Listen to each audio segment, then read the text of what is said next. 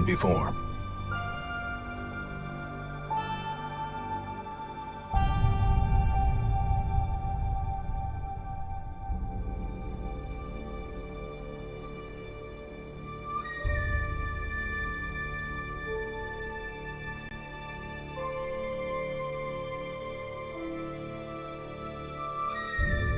Where no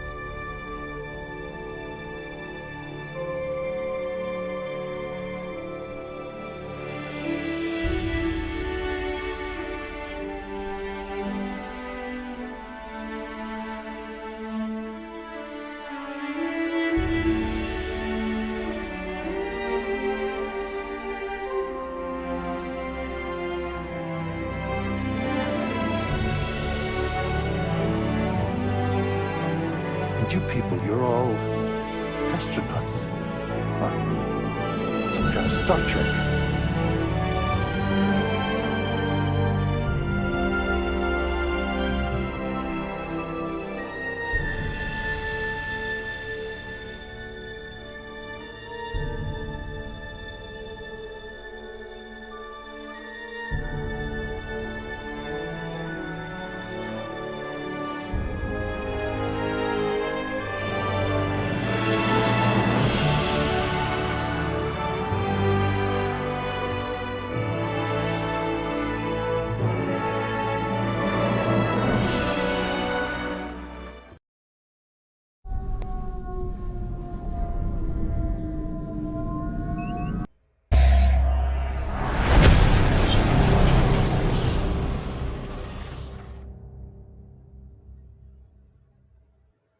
Welcome to the Popcast Unleashed. Woo! It is Thursday afternoon, folks, and we got an amazing show for you today. Let me turn my mic up. We are, of course, we're reviewing Strange New Worlds and the Orville, all that good stuff. We also have an interview with Scott Grimes. Man, that guy is such a pleasure to speak to. Such a great interview. Yep, and we're talking about some other stuff. Discovery, Star Trek Discovery Season 5 news and Zack Snyder's and all kinds of great stuff today. It's gonna be an amazing Thursday. Shay and I have a very unique week going on. We are just stoked to share it with you because it has been such a crazy week that I'm pretty sure the salt coffers might be overflowing a bit. So it's gonna be a really fun show. I'll tell you what. Shane, well, it was nice watching some TV that was not so salty to get us ready for Strange New Worlds and the Orville. So that was really great. The interview with Scott Grimes, guys, it's going to be great, and we'll have that ready for them here, right? We will. It's ready right now. So I got to tell you, a lot of fun. So glad we did it, and I was getting a little feedback there, but all right. You should be good. How are you guys doing today? Who do we got over here in the chat? We got Jeremy Snyder, as always, KBG Games, Fractured Vision, Archmage, Jeremy Snyder again, and everybody's here. John Burns, nice. Yeah, if you guys saw our Star Wars Kenobi review, and it's hour and a half salt-filled review, then I have a shirt for you that I specifically wore today. It is the original New Yorker review from 1977. And it says, a film, comic book characters, and an unbelievable story, no political or social commentary, lousy acting, preposterous dialogue, ridiculous, simplistic morality. In other words, a bad movie. It's interesting because I disagreed with that in 1977, but somehow we've come full circle, and finally the New Yorker is right. It just took a long time for it to happen. Yeah. Maybe they saw today's Star Wars, and that's what happened. I know we're not here necessarily to talk about, but just quickly about Kenobi. If you haven't seen that video, go check it out. It's a review we dropped this morning. We came into the Kenobi series actually pretty excited and hopefully, optimistic about it being good, despite the fact that a lot of people, were saying it was going to be terrible. And, they ended up being right. In the end, it ended up being terrible. So go check that out. And I'm sure we'll be talking more about it. Oh, yes, we will. Okay, so this is what we're doing today. It's real simple. I'm gonna start off the show with a little rant, a quick little rant. Then we're gonna start our review, and then after the Strange New Worlds review, we're gonna do the interview with Scott Grimes, and then after that, we're gonna do our Orville review. So I'm sure if you're buckled up, you got your popcorn, your drinks, you're ready to go. And then after that, after all that's done, then we have more articles we're gonna go into because we gotta talk about this Discovery season 5, scary, almost scary news that just came out. So it is scary news too. It is scary news. It's like, uh-oh. It's frightening. Uh-oh. Okay. So let's get into this rant. I've been waiting since yesterday. You know, it's funny, when I saw the title of your rant, I was like, can I rant with you, please? Yeah, no, we can do it together. Okay, here we go. Okay. Rant of the week. Yes. Okay. Yeah. Hulu sucks. Well, let's be clear. Hulu's, the way it works and the way you find content is very difficult. Yeah, the navigation is absolutely horrid. I don't get it. I watch like 2 shows on Hulu. The Orville and I think Always Sunny in Philadelphia. I gotta know, whose idea was it to not actually give me the shows I watch when I log in? There's no continue watching option. It is randomly selecting content from you. And for some reason, it's always the same content that I've never clicked on. Like, I have literally never clicked on a Jimmy Fallon episode of television, okay? I've never once watched live CNN coverage or whatever. It's constant. They're hitting you with live TV that I don't even have access to. And then TV you might like, and nothing on that list is what I like. And then TV I missed. And then some advertisement for a show I've never seen. And you scroll all the way to the bottom and you get to your stuff, like your TV. And even then, the shows I'm actually watching are not there. Hulu, do whatever you want to do with your front page. But the very first thing on your list should be continue watching. That's it. It is for most, yeah. It is for most streaming services. Yes, for most streaming services, it goes continue watching. Continue watching. Why do I have to constantly go into the search feature, search for the Orville to find it? And then when you click on it, it starts playing like the last week's episode that you stopped at the credits, and you're like, how do I get back? How do I get back to the episode list? Oh my God, there's no way. Oh my God. At this point, I go, I'm just gonna wait for the credits to end so it auto plays the next episode. That's what most people do. You know, and to be fair, it's not just Hulu that has this problem. I mean, Paramount has a similar issue where if you hit the continue button, it's like impossible to find like other episodes. So like, let's say you hit continue because you fell asleep. This is a really bad one. Let's say you fall asleep in bed and you're watching the show and it goes like 3 or 4 episodes in, right? Now all of a sudden, the next time you come back to watch it, you have to search it up if you want to be able to not start at that episode. Yeah. And then you can't find the episode. So it is very frustrating and something that seems like a basic fix. So for Extra Vision, you're right. My stuff is at the top, at the very, very, very, very top. But even then, you got to scroll through all the shows at one point you said you liked over the last 8 years of having this service. It's not like it's showing you what you last watched. And that what you just said is even worse. It's not just when it's like 3 episodes. I'll start watching like Shameless on season 1, and then I go to log in the next day and I fell asleep, and now we're on season 4, and I'm like, oh God, what? I know. Oh yeah. I don't even know That's where true. I stopped watching. Yeah. And If they made it so you could just click on continue watching and then hit like an episode button, like, or something, or be able to find the episodes. yes, the way it should happen is when you clicked on a series, it's just take you to that episode list, and you can either quote unquote continue watching from there or select a new episode. And you know what's funny? With all the problems I have with Paramount, that's what they do. You know? All right. So good rant. Yeah. Fix good it, rant. streaming services. Fix it. You want our money? Fix it. They're probably like, you're going to pay us anyways. So whatever. Yeah, Paramount does do that thing where like, yeah, you have to log in every single time. That does bother me. Yeah. Yes. Yeah. There's so many. These streaming services need to get together. I gotta be honest. HBO Max is pretty good. They show you continue watching, and then you have your My Stuff. Like it's very curated to you and what you're doing at that moment. You know, not what you were doing 8 years ago. Okay, you know what I mean? Like, I wish they'd have like a recently watched too. Like, let's say I fall asleep during a movie, and it had been like on my list the whole time, and then if I finish the movie, it's gone. So then I gotta go like search it up again and try to find it. I'm like, can I have like a recently watched? Yeah. Right? Yeah. Yeah, I've done that too.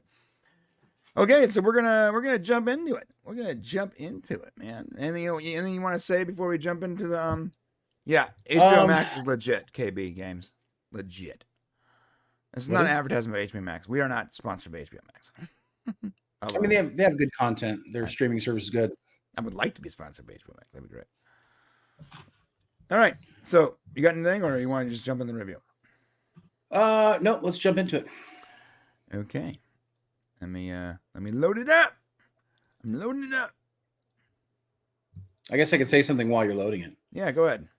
Let's see, what do we got over here? It says Apple TV stops playing the episode before the episode is finished, Brian. He's saying that Apple TV's got its own problems. Oh, it does?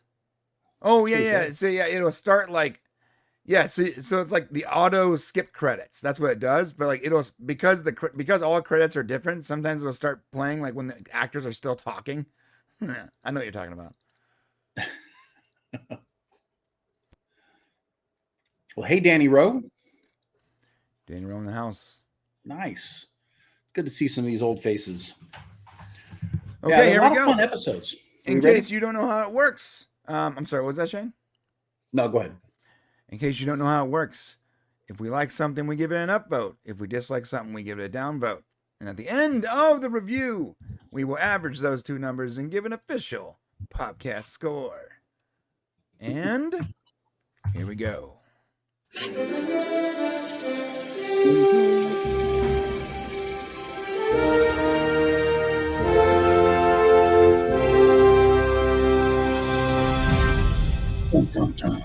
Yeah! This is Strange New Worlds, episode 8, and we got a super chat from John Burns. He says, am I the only one who wants to see the president of the Union flying the Orville fighter? Get her done, guys. Oh, yeah. You know who that is? That's Bruce Boxleitner. I can't wait to talk about that. Okay, then we will. But not right this second. Okay. Thank you, John. We are reviewing Strange New Worlds, episode 8. And this was a very interesting episode. And someone before the show said, listen, if you guys don't like this, then something's wrong because it's everything you wanted. You know, more Hemmer, less Uhura.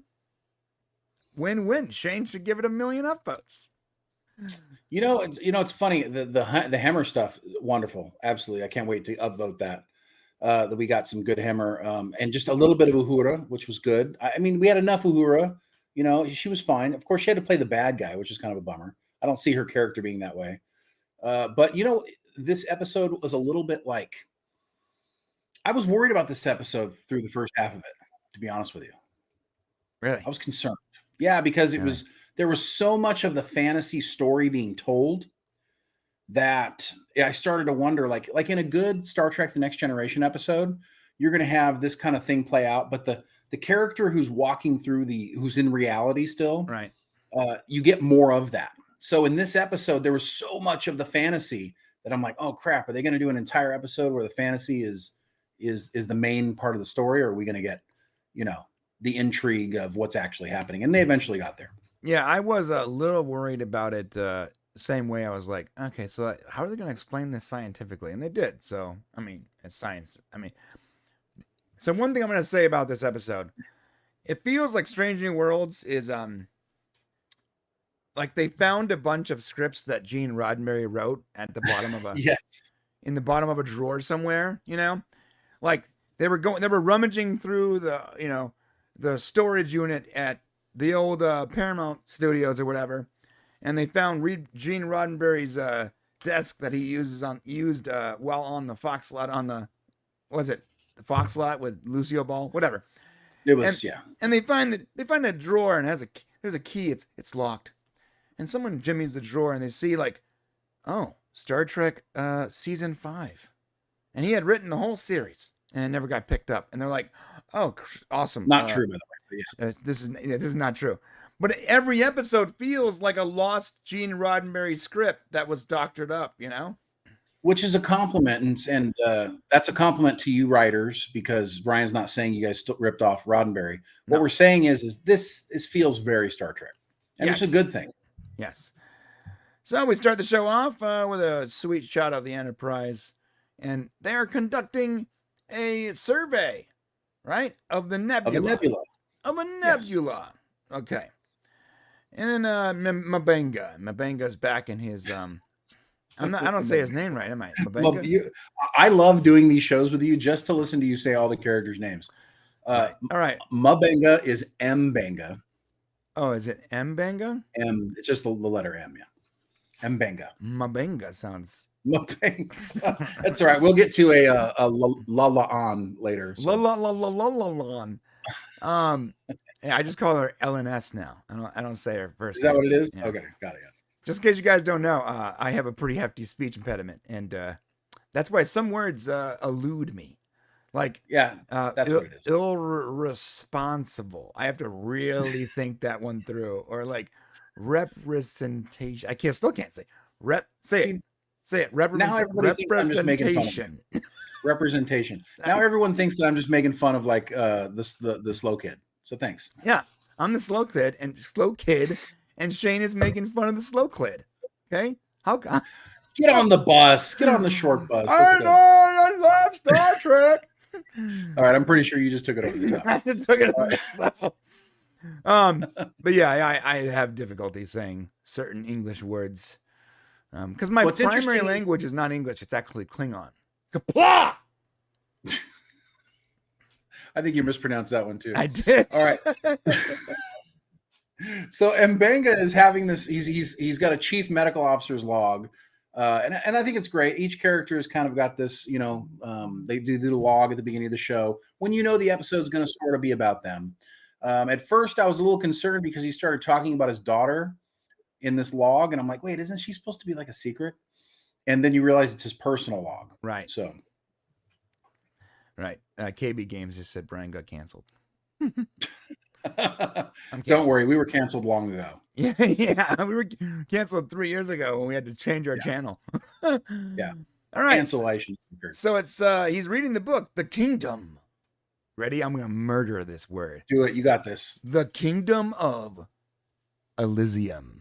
Nice. Damn it. I was nice so try, close. buddy. Elysian. Elysian? Elysian, yes. Elysian. The Kingdom of Elysian. You got it. Nice. Yes. This is the book that he's been reading to his daughter. He pulls it out of the transporter buffer and, goes through a chapter. And it looks like they've probably read through this book a few times, which is, if you have kids, it's a pretty common thing. I think I must have read Sandy the Sad Rabbit or something like 70 times to my kid. Sandy the Sad Rabbit. Yeah, some kind of sad rabbit. Audrey the Sad Rabbit. Okay. And very interesting here because the kid actually, well, she jockeys for more time outside the transporter because she's lonely. She doesn't want to be out there. Right. But she also wants to change the story. And at first it sounds like just what kids wants, but it does play into the overall story. So because of that expert level foreshadowing that I didn't pick up on immediately, I'm going to give it my very first up vote because that was a very clever and subtle foreshadowing. Yeah, I'll take that as well. And the only thing that I have an issue with is, would the child actually be lonely because she's in a pattern buffer? So she's not really aware of time passing, right?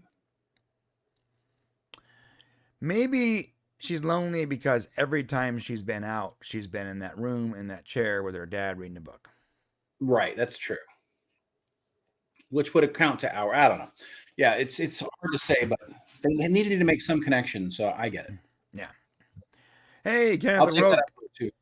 So you guys, if you don't know, Kenneth is one of our members, and there's other members in here. And Kenneth said, "Hey guys, I thought I'd stop by. It's lonely on the podcast." He's referring to There the you member go. section. And yes, in the first half, it's a little lonely over there because most of you watch over here to give us the boost we need. Then come over there. So welcome, Ken. So that's an appropriate lonely thing right there. What Ken is going through is lonely because he's Right. truly alone there in the member section. But I don't think, yeah. Yeah. So I mean, if he had little stayed over there, perhaps a space brain would have, Yes. captured him up. I don't know. I want to know what Kenneth's fantasy would be that we would end up experiencing. I don't think we can put it here on the channel. Canadian beer. I'm sure that's what it is. All right. Okay. All right, let's keep going. So I did like the foreshadowing though. She wanted to pretty much ship. I'll take the upvote too. Okay. She was trying to basically ship a couple characters that didn't meet, to hook up together and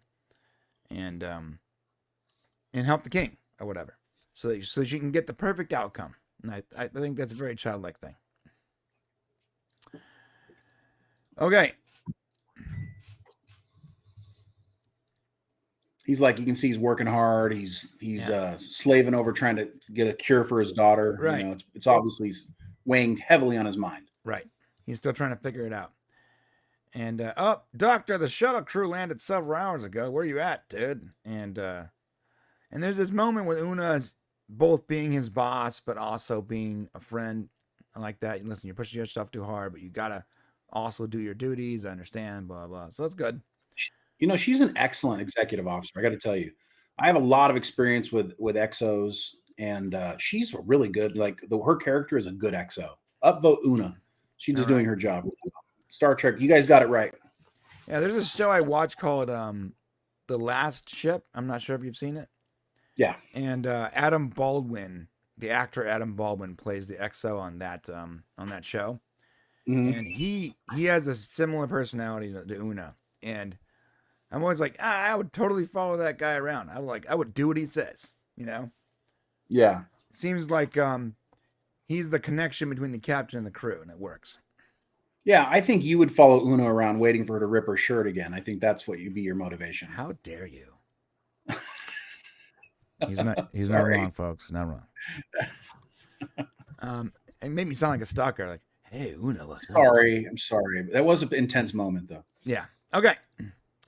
So blah blah blah blah blah blah blah landing party. Okay, here we go. I like this. Pike and Spock talking about surveying the nebula, and what a nice change of pace. No battles, no chaos. And Spock says, the humans have superstitions. When you actually talk about something like that, it's usually a bad omen, right? Mm-hmm. Calling attention to good things. And I like this whole interaction with Spock and Pike. In fact, I'm going to give it an upvote. This interaction with Spock and Pike was very Spock and Pike. It's exactly, or Kirk and Spock. It's same chemistry. Worked. Yeah, very similar. The captain tells Ortega, let's get out of here. Set a course for some starbase. And again, another upvote. I'm sorry, but it was cool. She responds with, yes, sir. Following the chain of command, which previous episode I had downvoted for her for being a little too lackadaisical. And she says to the captain, yes, sir. Are you going to say it? Referring to his catch line. Yeah. Which was funny. Hit it. And that was great. But what made it even better was when she hit the button and nothing happened. Yeah. Yeah, I am hitting the captain, but, And so they're stuck in the nebula. They can't get out of the nebula. Something's wrong. So they call down to Hemmer. What's wrong with the nebula? Hemmer. The second I heard Hemmer's voice, I was like, oh, thank God, Hemmer's in this episode. I'm like, oh my God, they didn't get rid of him. Thank God. I'm giving an upvote right now for Hemmer being in the episode. Can I just say, I also would like to give that an upvote. And I also just want to say that I think Hemmer is just strongly one of my favorite characters of the show. I cannot believe that he's got to be in every episode. Please. A little bit of Hemmer in every episode. Yeah. Can I downvote first the showrunners for not having the fortitude to believe in this character, and then the fans for not liking the character as much as we do. we made that whole video like who is Hemmer, and we're very, Yeah. by the way, we're very proud of that video. We'll put the link in the description at some point on the card or whatever. And it might be our lowest viewed video of all time. And it's so weird because it's all about Hemmer. And Hemmer's a great character. Am I nuts? Hey, people in the chat, are we nuts? Is Hemmer not a great character? Or maybe we're crazy. Yeah, maybe we're not. Maybe we just like engineers too much. I don't know. Okay, there you go. Brian's drinking on the job. You guys saw that. No, it's not. It's cough syrup. I'm coughing, dude. That's what they all say. Yeah, whatever. Whatever, bro. Remember people were confused. You're not my mom. Were saying you were drinking. Yeah. Remember people saying you were drinking? Yeah. There you go. They're like, why is this guy always so drunk? Because I mumble a lot. I'm like, oh, I'm not as drunk as you drunk I am. And you guys, I don't drink. I don't. Like Neither do I. And apparently I'll pair a Stella with a steak sometimes, or I'll use sake to cook with or whatever, but like I'm not against alcohol. I'm just not a big alcohol. I like a decent whiskey on the rocks depending on the setting, but I am not someone who comes home and drinks every day. It's just not. I've never been that guy. he sounds like an alcoholic guy, doesn't he? You can just like the way he's what are just you talking about? I don't got a problem. I don't got a problem. I'm fine. Okay. Do you think they made Uhura the bad guy in this episode because of all the bad things I've been saying about her? Yeah. They watch our show. They're like, we gotta change it up. We got to double down. Archmage She's too- Frey said, Hemmer is my favorite, and he seems to have a good double act potential. I agree. KB Games, you're not nuts, but he's got to logically work in the story. Yeah, I mean, I feel like the engineer of the ship can almost always logically operate in the story, right? Seems like it. Yeah. I like They did Hemmer. show engineering last episode, and there was no Hemmer there, which I thought was weird. Yeah, I like Hemmer from Norman Butchwald. I like Hemmer. Want to know more about him? Hey, got a great video for you to watch. Norman probably saw it. Norman probably saw it. Did you see that, Norman? You see Norman's not the problem. our Prime Video? Her is on rotations. Makes sense for her to do various jobs. He's just an engineer, but he was the chief engineer. Oh, that's true. All right. I don't care. I don't care if he's just hanging out on the bridge. Yeah. Let him hang out on the bridge and cross his arms. I don't John care. Burns, RUD's nuts. That No, meme never goes bad. It's never old. maybe not. I don't know. Yes, KB. I want to see a nice 5-minute shot of him cleaning the exhaust manifold every episode. right. Just give me a sweeping shot of him doing something, and then continue on with the story. I don't know. He's a chief Let him engineer. say something salty every episode. I mean, look. Okay, let's talk about chief engineers real quick.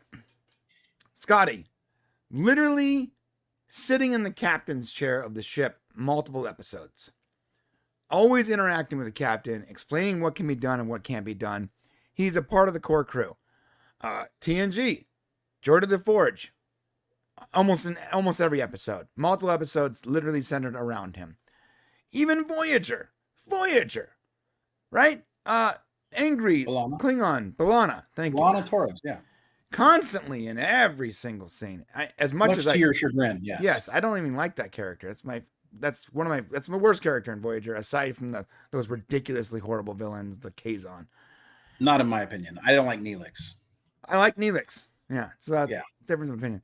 And then DS9, and it was Miles O'Brien, right? Every episode. Well, was he the chief? Yeah, I guess he was, yeah. Right. So I don't Enterprise, Tucker, Trip in every episode. Yep. All right. So why can't we have more Hemmer?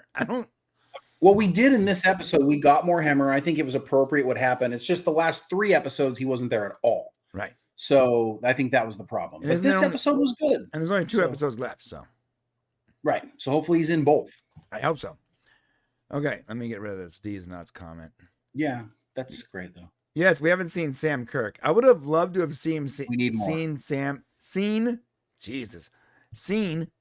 Kirk in this episode and just get like stabbed by a sword. Just like In the fantasy part of it, that would have been great. yeah. All right, so they're trying to get out, blah blah blah. We go back to Mbenga, and he gets in the turbo lift. I'm sorry, Mbenga Yes. gets in the turbo lift to come to the bridge, and comes out the turbo lift a king. You know, I gotta say, he looks like a king. Yeah, I agree with that. Yes, he's got that like dignified face. Sure. Yeah.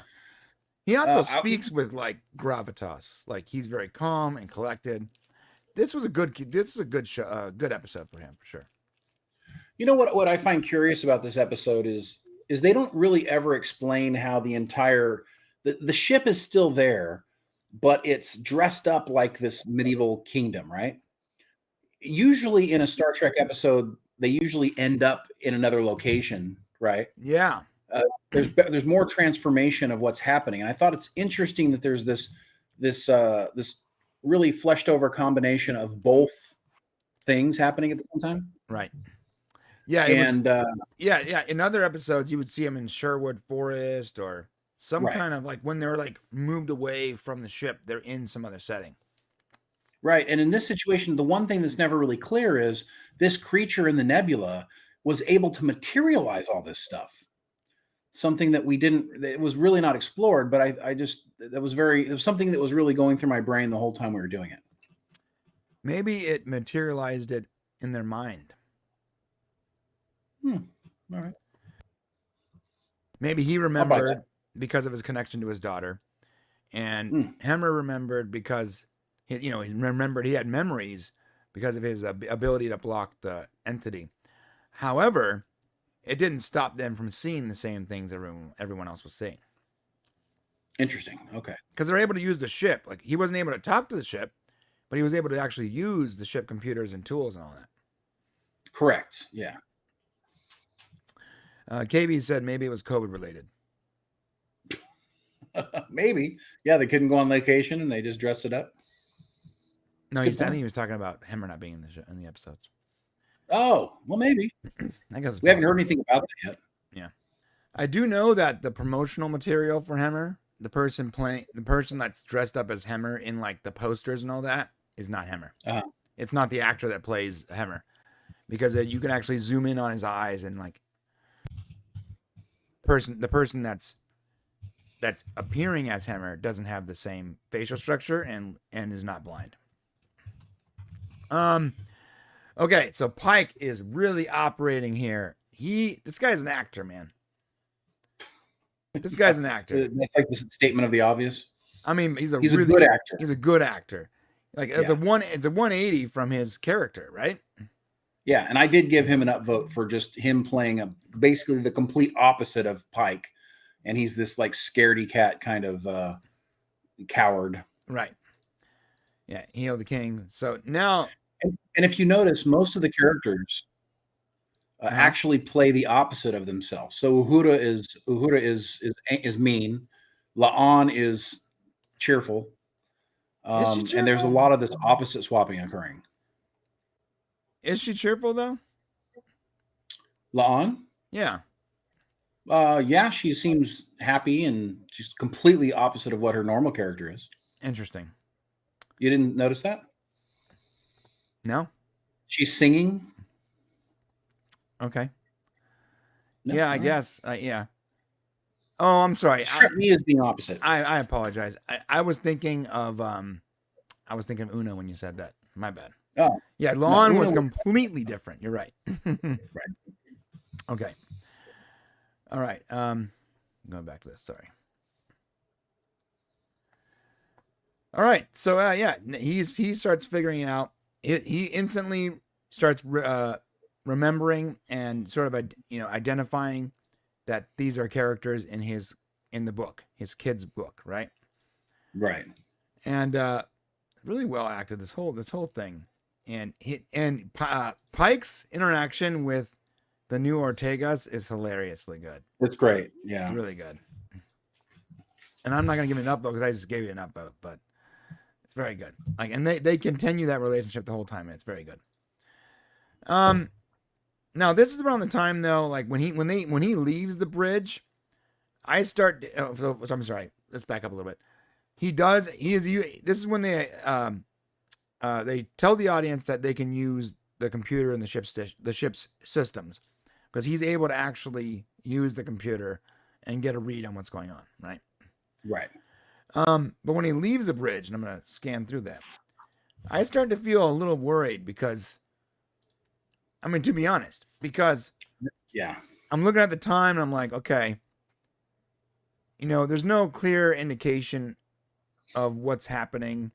If they spend too much time in this fantasy without explaining it, just because, it's going to lose a little bit of the seriousness that Trek does. So I was a little worried about that, to be honest.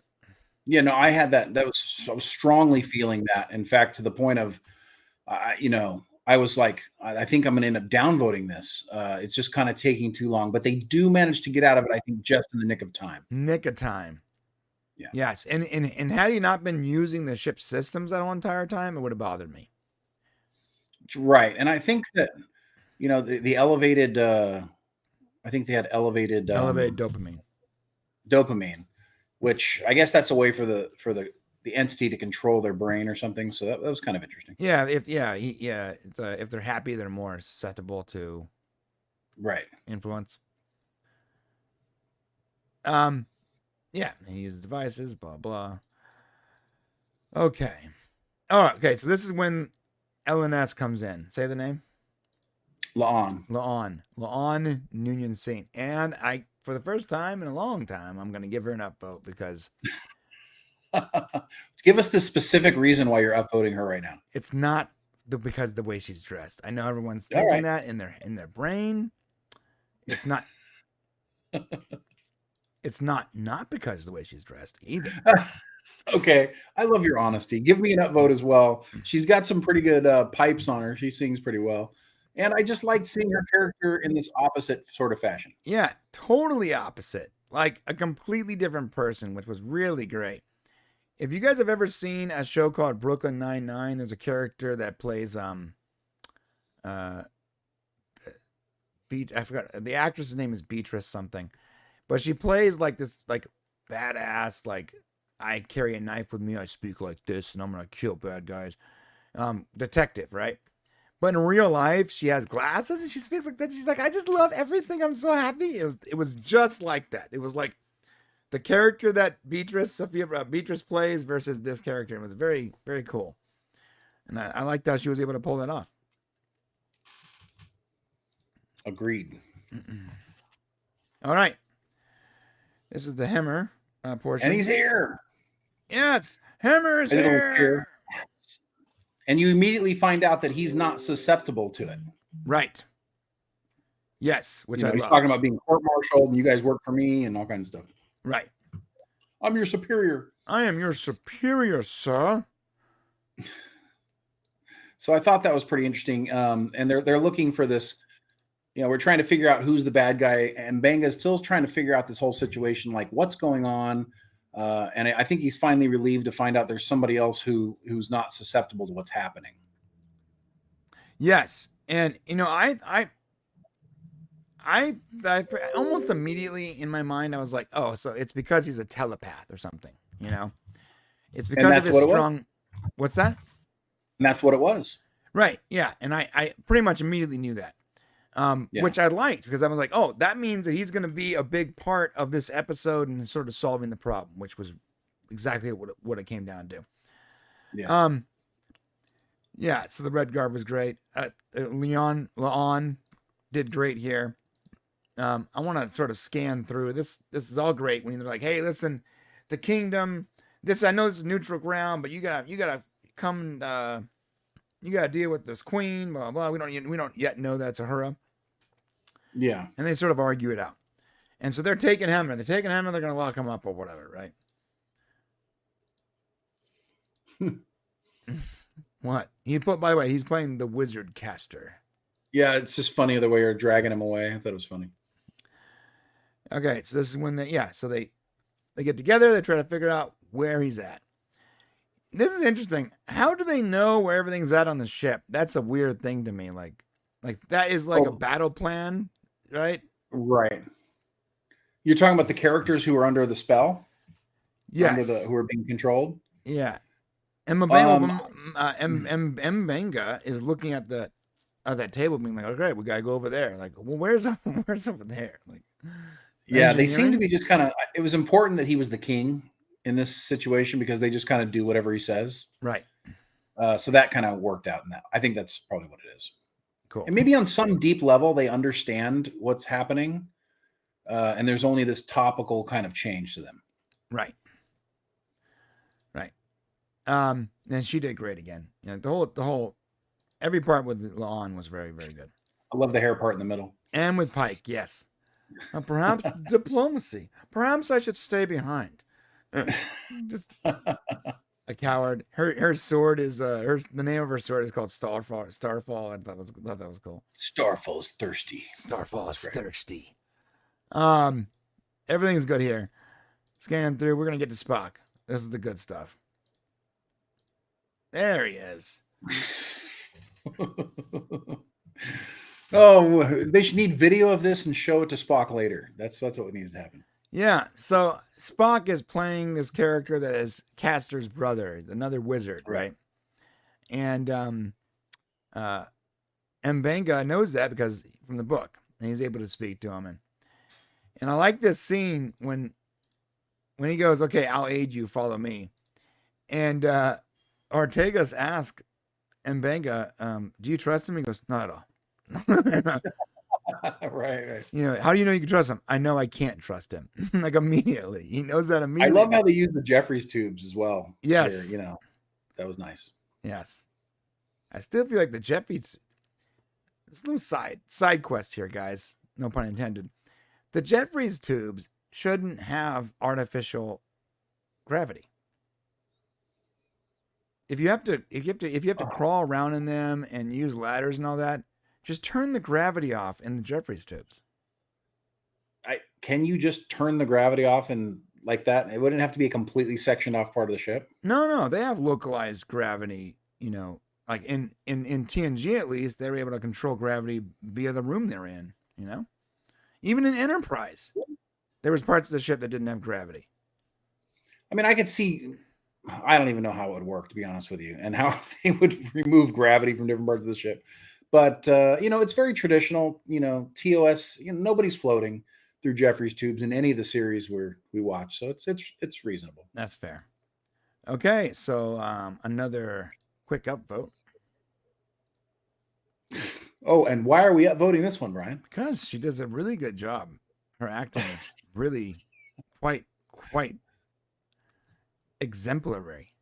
Listen, guys, you know you get quality reviews when you come to the Popcast based on how well the episodes were put together. 100%. Whatever, she did good. I'm actually upvoting Spock and her because they both do well. Nice. Listen, when I saw the preview for this, I fully expected this to be like 80% cringe. Okay, yeah. And I had that feeling too. It somehow wasn't cringe. Well, because the acting was good. Right. You know, they played their parts. The characters were different, so it was interesting enough to watch. Nurse Chapel almost lost me in her part, but after that, it got a little more interesting. Right. That's why Nurse Chapel for me also did not get an upvote, but not a downvote. Just it was just a meh. Yeah. All right, and Pike's I knew I should have stayed in the castle. It's hilarious. So great. So they figure out that she's looking for the Mercury Stone. She acts like he has it, and they lock him up. And I love this. Pike's like, I can't. I'm not going to survive in here. That's so good. I love how the entity actually used iron gates on the jail. Yes.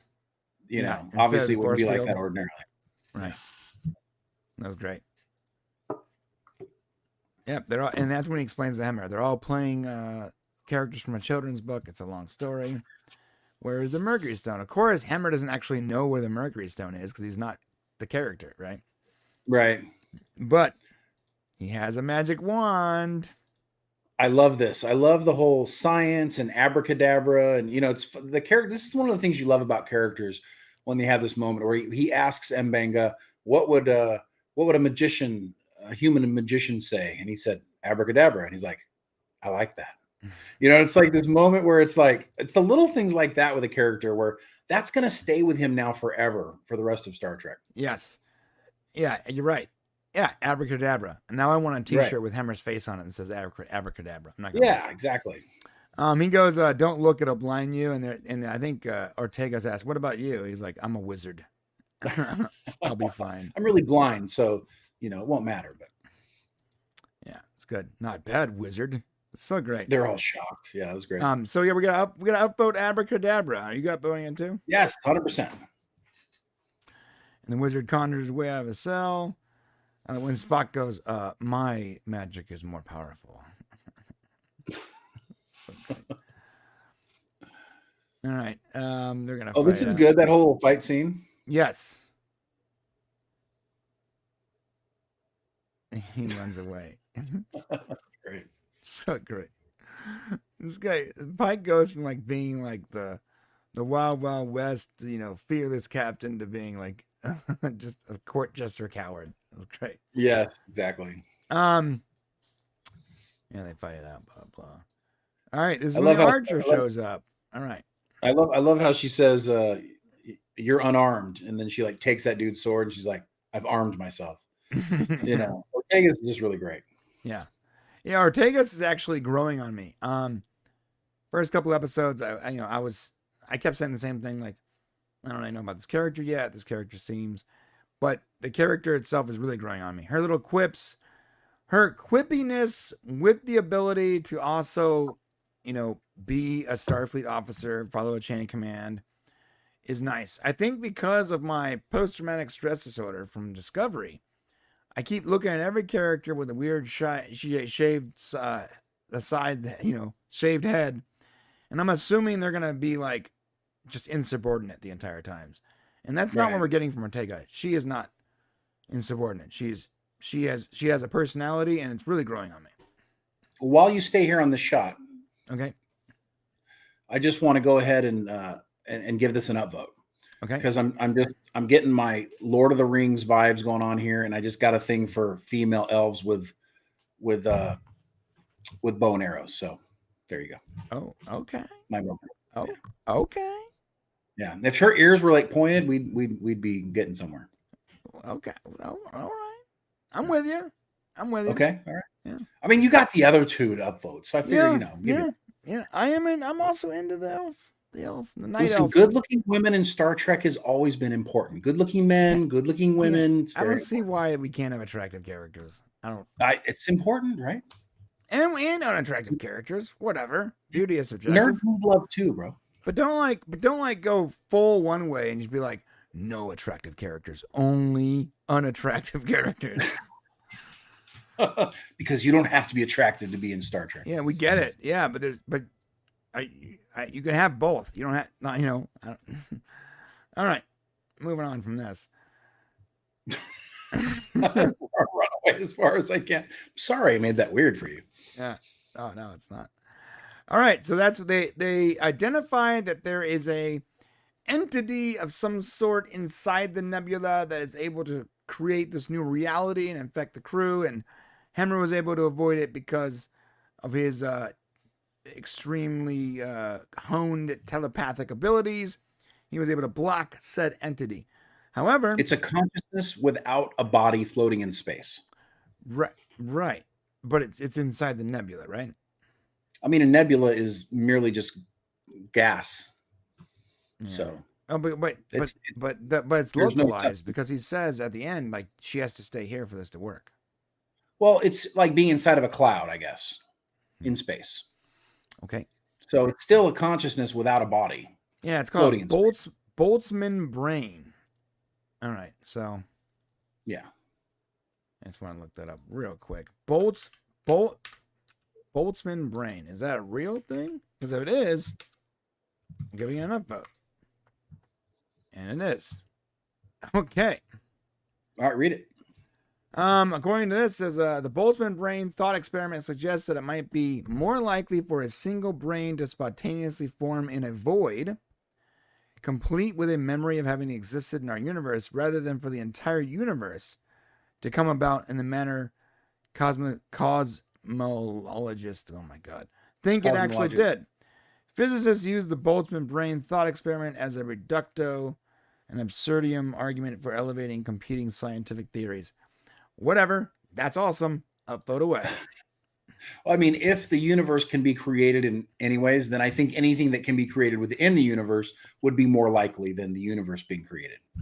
Interesting how he said, like, yeah, it's more likely that this would develop versus an actual. So he's saying it's more likely that, like, there's a god was created versus the universe was spontaneously created. That's what that means. That's correct. Sort of cool. Yeah. That means, hey, there's a theory about the creation of God. All right. So very cool. Upvote from me because you're using actual science, bro. I love it. I love it.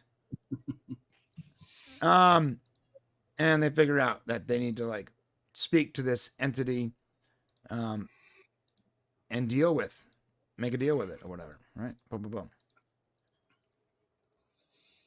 Oh no. They figure out actually that the Mercury Stone is his daughter, and where would his daughter be? She always wanted to visit his quarters, so that's where she would be. Right. Okay. All right. There's a really cool scene coming up. I can't wait to get to. So Spock, evil, conniving. He's overhearing. Loki Spock is overhearing the whole thing with his smile. Loki Spock. Oh, yeah, Spokey. Okay, this character we're gonna call him Spokey. This is Spokey.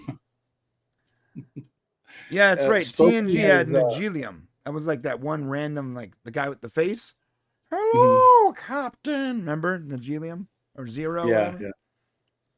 He's also got his like George Michael's beard going on there. Yes, the chemical that M'Benga used at the start of the episode is real too. That's right. That's cool. Okay. All right. So he overhears. He goes and tells the Queen. Of course, the coward makes a deal with the Queen to betray M'Benga. All right, they're trying to figure it out. Blah blah. They were trying to find out where she was, and she's not in the buffer. So that means she's on the ship. She's in his quarters. Sorry, I'm pushing through this pretty quickly. All right. I mean, a lot of it is conjecture, anyways. A lot of it's fantasy story. Right. Okay. And this one's,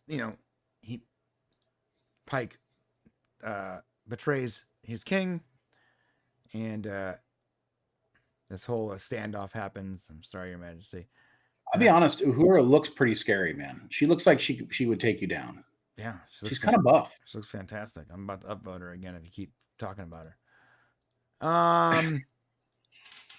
right. Don't threaten me with an upvote. So this is great because Hemmer's like, continue on this quest and I will send you to the dark realm of the event. I love this. This is a great. I'm upvoting this because this is so good. Yes, me too. Upvote for me too. So good. This whole scene is good. This whole scene's abracadabra. It's a communicator. And he transports him away. So good. It was great. If you don't love Hemmer, I'm sorry. I know everybody's like, you guys got such a Woody for Hemmer. We do, because he's great. He's the best character that is being underused. So the best character, underrated character, in my opinion. Like, first off, he is a character, the first character in Star Trek to come from Enterprise. The first character from a species that was introduced in Enterprise in 2002. That's a big deal. Especially if you're an Enterprise fan, like that's a big deal, okay? Secondly, the species alone, I said this when we watched the Enterprise episode, like that's a cool species. Like we need to see more of them. He's a badass, and he's the chief engineer. I mean, you can't get better than that. The actor's a very good actor. He actually has a disability. They're pulling off the writing. My only criticism is we need to see more. That's it. That's why I have a hard on for Hemmer, because Hemmer is awesome. Well, all right, his daughter's in the quarters. She finds out that she is no longer sick. So her friend, which is the entity, the Boltzmann brain, made her better. And this is when he realizes he needs to speak to the Boltzmann brain. So he's talking to the Boltzmann brain through Hemmer. Hemmer says, "Listen, I'll do this, but it's it's painful, so keep it brief, right?" Be gentle. Yes. Okay, we want to explain this whole thing. Yeah, it's a pretty reasonable conversation. They're having this conversation back and forth. The entity basically says, "Leave the girl. You had her locked up and trapped inside the ship where she couldn't get out." And he had to explain, "I was trying to save her." The entity seems to understand and says, "Well, you have two choices: either your crew or your daughter." And he goes, "You can't make me choose that. You can't make me do that." And That's a then she horrible said, choice. That's a horrible. Terrible. That's an impossible choice. It's Yeah, an impossible so- choice because, like, let's say you choose your daughter, right? Let's say I choose my daughter, and you damn 250 people, or whatever, that not only are human beings, but also your friends to damnation. That you would be to choose that as someone who would do whatever I need to do for my daughter. That would be tainting your daughter's legacy, because in order to save her, you had to damn 250 other people. Yeah, they let him off the hook here, and I think there's a downvote actually coming for this episode. They let M'Benga off the hook. He's got to make a really terrible choice, a really difficult choice. In the end, it's the right choice because he doesn't know if he can cure his daughter, and he's running out of time. And this would essentially allow her consciousness, at least, to exist forever, possibly. Right. And so he lets her go. But the problem is that the writers should have just let it be that. They should have let it go at that. And instead, because they don't want M'Benga to be burdened with the fact that his daughter is he just let his child, as a child, go, not to know what's happening to her. He gives the moment where he gets to see her basically as an adult. And that's kind of cheating to let him off the hook. You kind of remove all of the emotional anguish that would come from that. Now, maybe in season 2, we see her again. It would have been a great callback, would have been a great way to tie it together, and it would have had emotional impact to find out what happened to her maybe later in another episode. But to do it within seconds, I mean, yes, it is something that you can do. I think what they wanted to do was move on from this character. We've had the little girl in the buffer all season, and they wanted to be able to stretch M'Benga's legs and give him other things to think about and worry about and kind of just be done with this character. Yes, I agree. But it is a little bit, I would say it's a little bit on the weaker side. So I'm actually going to upvote it, and I'll tell you why. I said it last week. I'm getting tired of this story arc with him and his kid. And not that I don't like it, but, and I said it, I said, listen, they're bringing it up every episode. Pretty much every time you see M'Benga, they're bringing up this story arc, and there's no progression. There's nothing. It doesn't add anything to the story. I said it last week. I literally said, like, if they don't resolve this story arc by the end of the season, I'm going to be annoyed. At the very least, I'm going to be annoyed. Right. And literally the next episode resolved. And it might have been a little bit of a cheap resolve, so I'm going to drop it down a point. It was a little cheap, but it wasn't bad. And yeah, it wasn't bad. What's that? It wasn't bad. You're right. Right.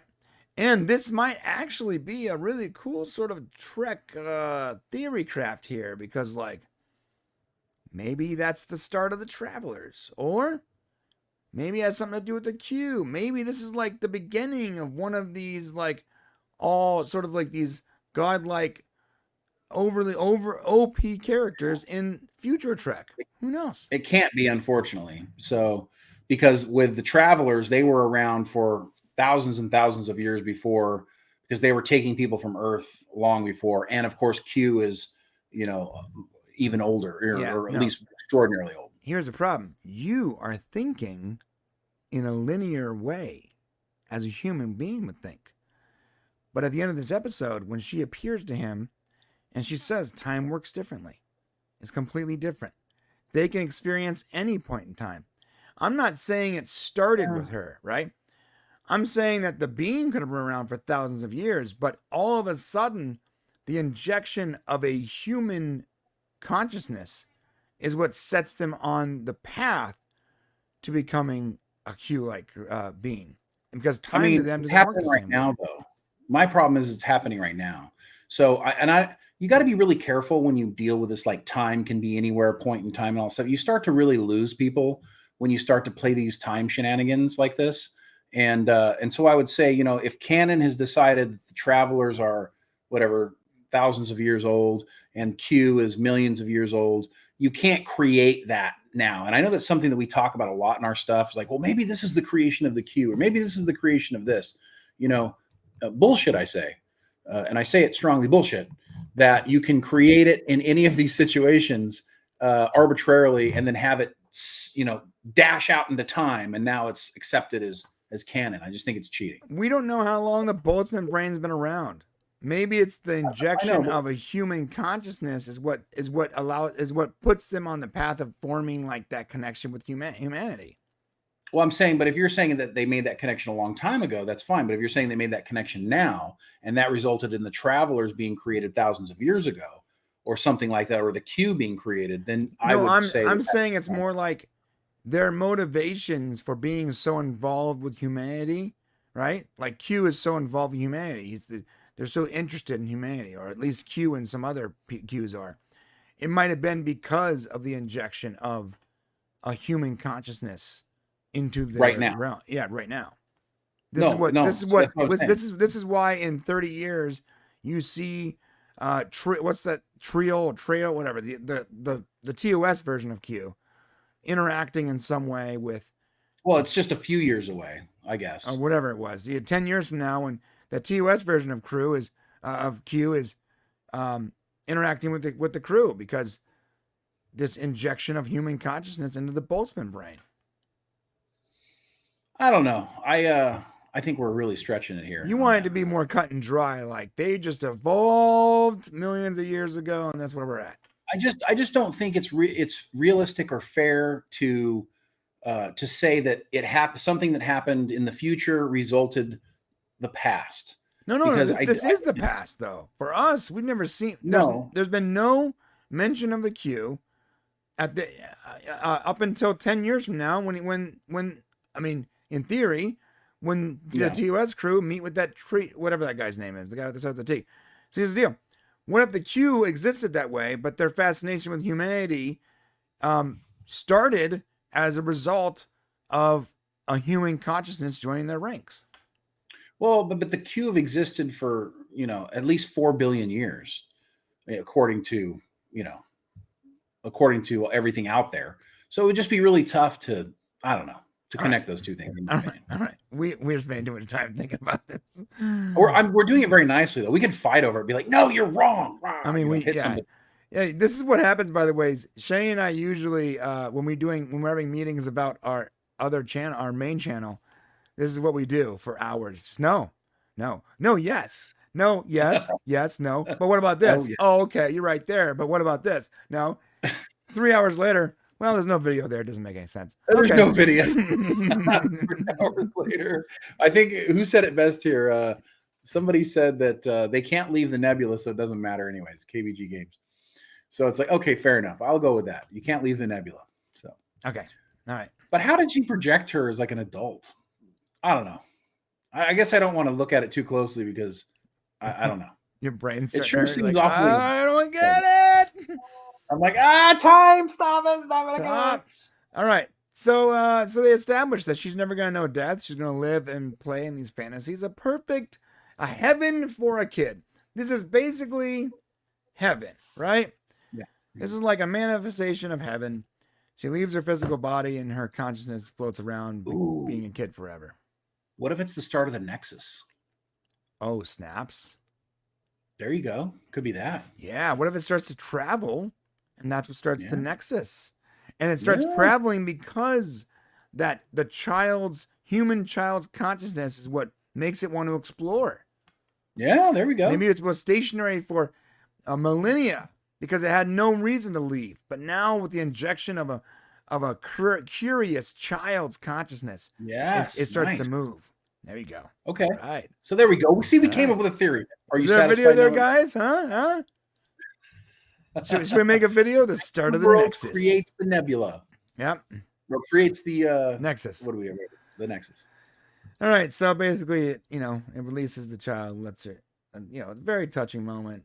Kid That was moves. sad. Yeah, as a father of young daughters, this would. Let me tell I you would have liked something. to see it here. I almost want to downvote Mbenga because I would be crying like a baby. I would have liked to see a little more sadness from him, a little more gut wrenching. Yeah, I'm actually gonna downvote. I hate to downvote a sad guy, but me too. Give it to me too. And I like the character and I like the actor. There should have been more sadness here. Like your daughter's gone, and maybe you're off the hook, and maybe it's the best case scenario. Right. But I mean, you're still not gonna be able to interact with your daughter anymore, right? Right. Until there you are. So I gotta downvote this too. I already gave it the downvote, so yeah, that's right, you did. As much as nice as this was for closure for Mbenga, it shouldn't have happened here. Cheating. Yeah. It should have ended with his daughter floating away to the Nebula. And it should have, the camera should have zoomed in on his face, and he should have had a tear coming down his tear. Yeah, that's right. God damn. A tear coming down his cheek. It should have been a moment for him where he is torn. He is sad that he's no longer going to see his daughter, but he knows this is the absolute best case scenario. It should have been one of those moments where, there's nothing you can do. This is the best you can do. And it sucks, but it's the best you got. And it's also a great opportunity for us to build in the depth of the character of Mbenga. So he could have carried that tragedy with him inside. Right. And we could see that as his character is growing and developing. Right. Now it's happened and it's over. Now he's going to go along happily thinking, well, okay, everything's cool with my kid. And you lose something there a little bit. Right. Yeah, I agree. And then introducing his daughter right afterwards, it's like, oh, here's your father with very little emotions on this, and then instantly reappearing, giving you closure. It's not, and he does cry there. He has some emotion, but it should have happened as a daughter. Yeah. Or as a kid. Yeah. As a kid. Sorry. All right. Then Henry wakes up at the worst head. He doesn't remember a thing. Another thing is, it sucks having to remember all this. That's one thing. I guess, is it? I mean, no one knows anything, but he remembers the whole saga. So he has to remember his daughter. I mean, yeah. I mean, still, but he's living with the fact that she's going to live forever and everything's cool. And he's now seen her grown. I mean, it's not really I don't know. It's a better case scenario for him than it could have been. That's true. That's true. Yeah, you're right. All right. So no one remembers nothing. They just lost 5 hours of their life. And he's got to explain that his daughter's good. No one on the ship remembers, blah, blah. Okay. And that's it, man. That's it. Overall, I thought the episode was good. It's not the best episode, but it was very Star Trek. It was very, lined up with, it reminded me of a TOS episode. Right. And so therefore, overall, I give it an upvote. Yeah, and I'll give it an upvote too. Because overall, it was, like I said, it's like they found a bunch of Gene Roddenberry unused scripts, and they're just like punching them up and making them modern. It's good. Again, in the end, and that is not a criticism. That's a compliment. Okay, so that is it. Our official Popcast score is 7.5. I love it. You know what you should have said? Abracadabra. Or Abracadabra. 7.5. Maybe I'll animate that on the screen. And that's it. All right. Well, pretty good episode. I mean, we got 2 more left, right? 9 and 10. Yeah. Can I downvote the fact there's only 2 left? Jeez. It's funny. We have pretty good trek going on here. I don't know if it's just me or does it still feel like something's missing? I can't quite put my finger on it. I really like it, but I'm not in love with it yet. And maybe it takes a season or 2 to really fall in love with something. but I do not look at the characters and think, oh my God, I love these characters. Right. Yeah. You know what I mean? Yeah, but for the first time in a very long time, I am looking forward to every episode of Strange New Worlds. That's a good point. I think I am too. Yeah. Like every Wednesday, I'm like, oh, hey, Strange New Worlds. All right, got something to do. Get my food, settle down. Not a whole lot of TV does that for me nowadays, folks. So. That's a good point, especially after watching Kenobi and then going, "Whew, thank God we got Strange New Worlds coming." So true. Yeah. Listen, if you haven't subscribed, on the way to the comment section to tell us how insanely wrong we are, hit that subscribe button, the like button, all the other buttons. And if you are watching live, please hit that like button and let's pump it up. All right, what we got here? Looks like Scott Grimes is up. So what's next? Well, we're gonna interview Scott Grimes, then we're gonna review the Orville episode 4, right? And then some other stuff. So what do you want to say? I think there's some just good stuff. KB Games. You always have good comments, buddy. He says you got to miss them first. You don't miss them yet. So we won't fall in love with the characters until after the season's over, and we have to wait for season 2. And I think he's really got a good point there. Fractured Vision, is every shot a medium shot in the show? That's a good question. There's very few establishing shots. There are some close-ups. You're probably right. It's mostly medium shots. Yeah, we see some long shots when like of the captain when they're pulling away, like in his chair. Yeah, that's true. Or even long shots of last 2 episodes ago when M'Benga was in sickbay, and you had that long shot of him reading to his daughter, and that amazing transition where the camera sort of seamlessly pulls out, moves on the corridor, and transitions right into someone else's bunk. That was a really cool shot. That's true, yeah. KB Games, guys, the menagerie, we see Pike in the last shot, cured and happy. It's a direct reference. Oh, okay. I see. Yeah, I can see that. We saw Q in 1969 and the American Civil War in Voyager. That's true. But was the Civil War, was he actually in the Civil War, or was it something he created that was separate? Who knows, man? Who knows with Q, right? Yep. Okay. Looks like Scott's interview is coming up. All right, here we go. Let me set that up real quick. This interview was so great, guys. It was, they've all been really good, but I think Scott, he's the kind of guy you just want to go have a beer with. So you guys should enjoy this. Okay, here we go, my friends. All right, we're here with Scott Grimes from the Orville, the awesome, the incredible Gordon Malloy, the heart of the Orville, we like to say from here sometimes. How are you doing today, Scott? Well, great. Thanks for that. The heart. That's a good compliment for a character. I'll tell you. Thanks. Yeah, you've taken us on an incredible journey. What started as kind of this slapstick, what we like to call it Family Guy in space when it first started, has turned into this just mind-boggling, incredibly deep program. And we do believe that Gordon Malloy is sort of the heart, the audience, is kind of the reality that we base to. And your character has grown so much. It's really incredible for us. So thank you for being here with us. Hey, thanks for having me. And you said it. He is the audience. That's how I always thought of it as, you need a guide to explain things to, just so you can explain it to the audience. It's a really cool writing trick that Seth has done. Like Gordon raises his hand and says, "I'm stupid. Can you please tell me what you're talking about?" And really you're explaining the scientific stuff to the audience. And it's a really, I was happy and proud to take on that role and say a goofy thing once in a while, Yeah, I don't know if anybody else could have pulled it off quite the same way. So that really worked well. Oh, thanks, man.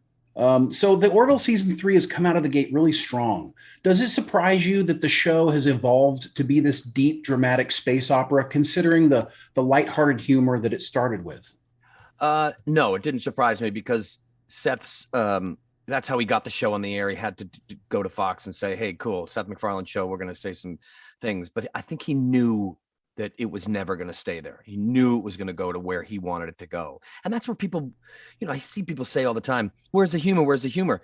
Well, sometimes you can't have humor when you're dealing with the subjects that we're dealing with. So I would say you're welcome, because if we were laughing at something so serious, then that would make us seem, I don't know, inconsiderate of whatever we're talking about. So I was really happy to see that it took on this thoughtful science fiction, thought-provoking social concept. I'm so happy, because now Seth wants to continue to do it, because that's the writing he wants to do, and these are the stories he wants to tell. Yeah, we just finished watching episode 4, and I couldn't get over that. It just feels like a movie. It doesn't really feel like a TV show. It feels like a movie. Yeah. And you guys have it's incredible what you've done.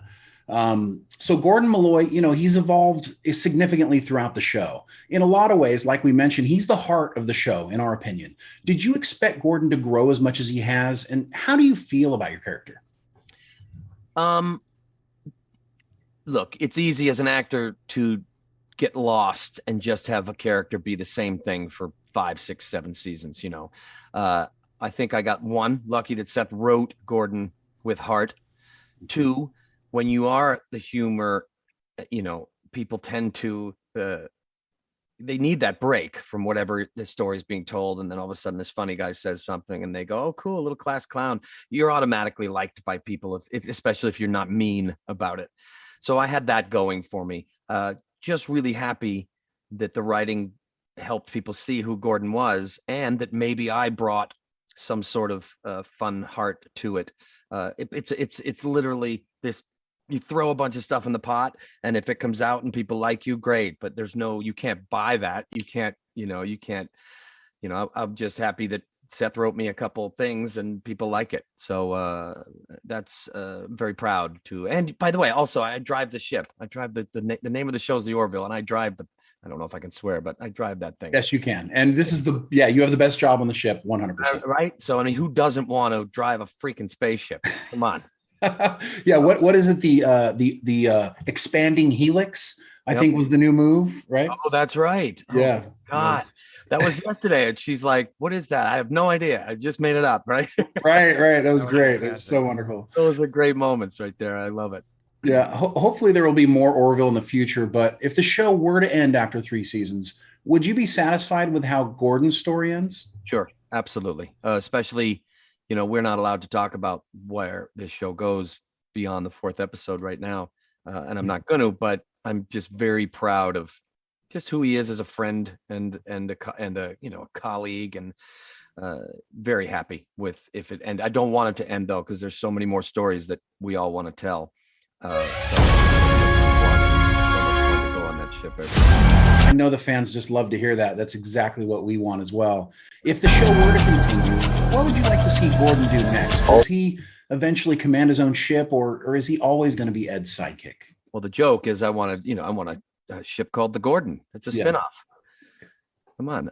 No, I know, but then I take back that joke, because no, I don't want to command the ship. I think there was an episode last season, or maybe it was season 1, I don't remember, where he wanted to do that.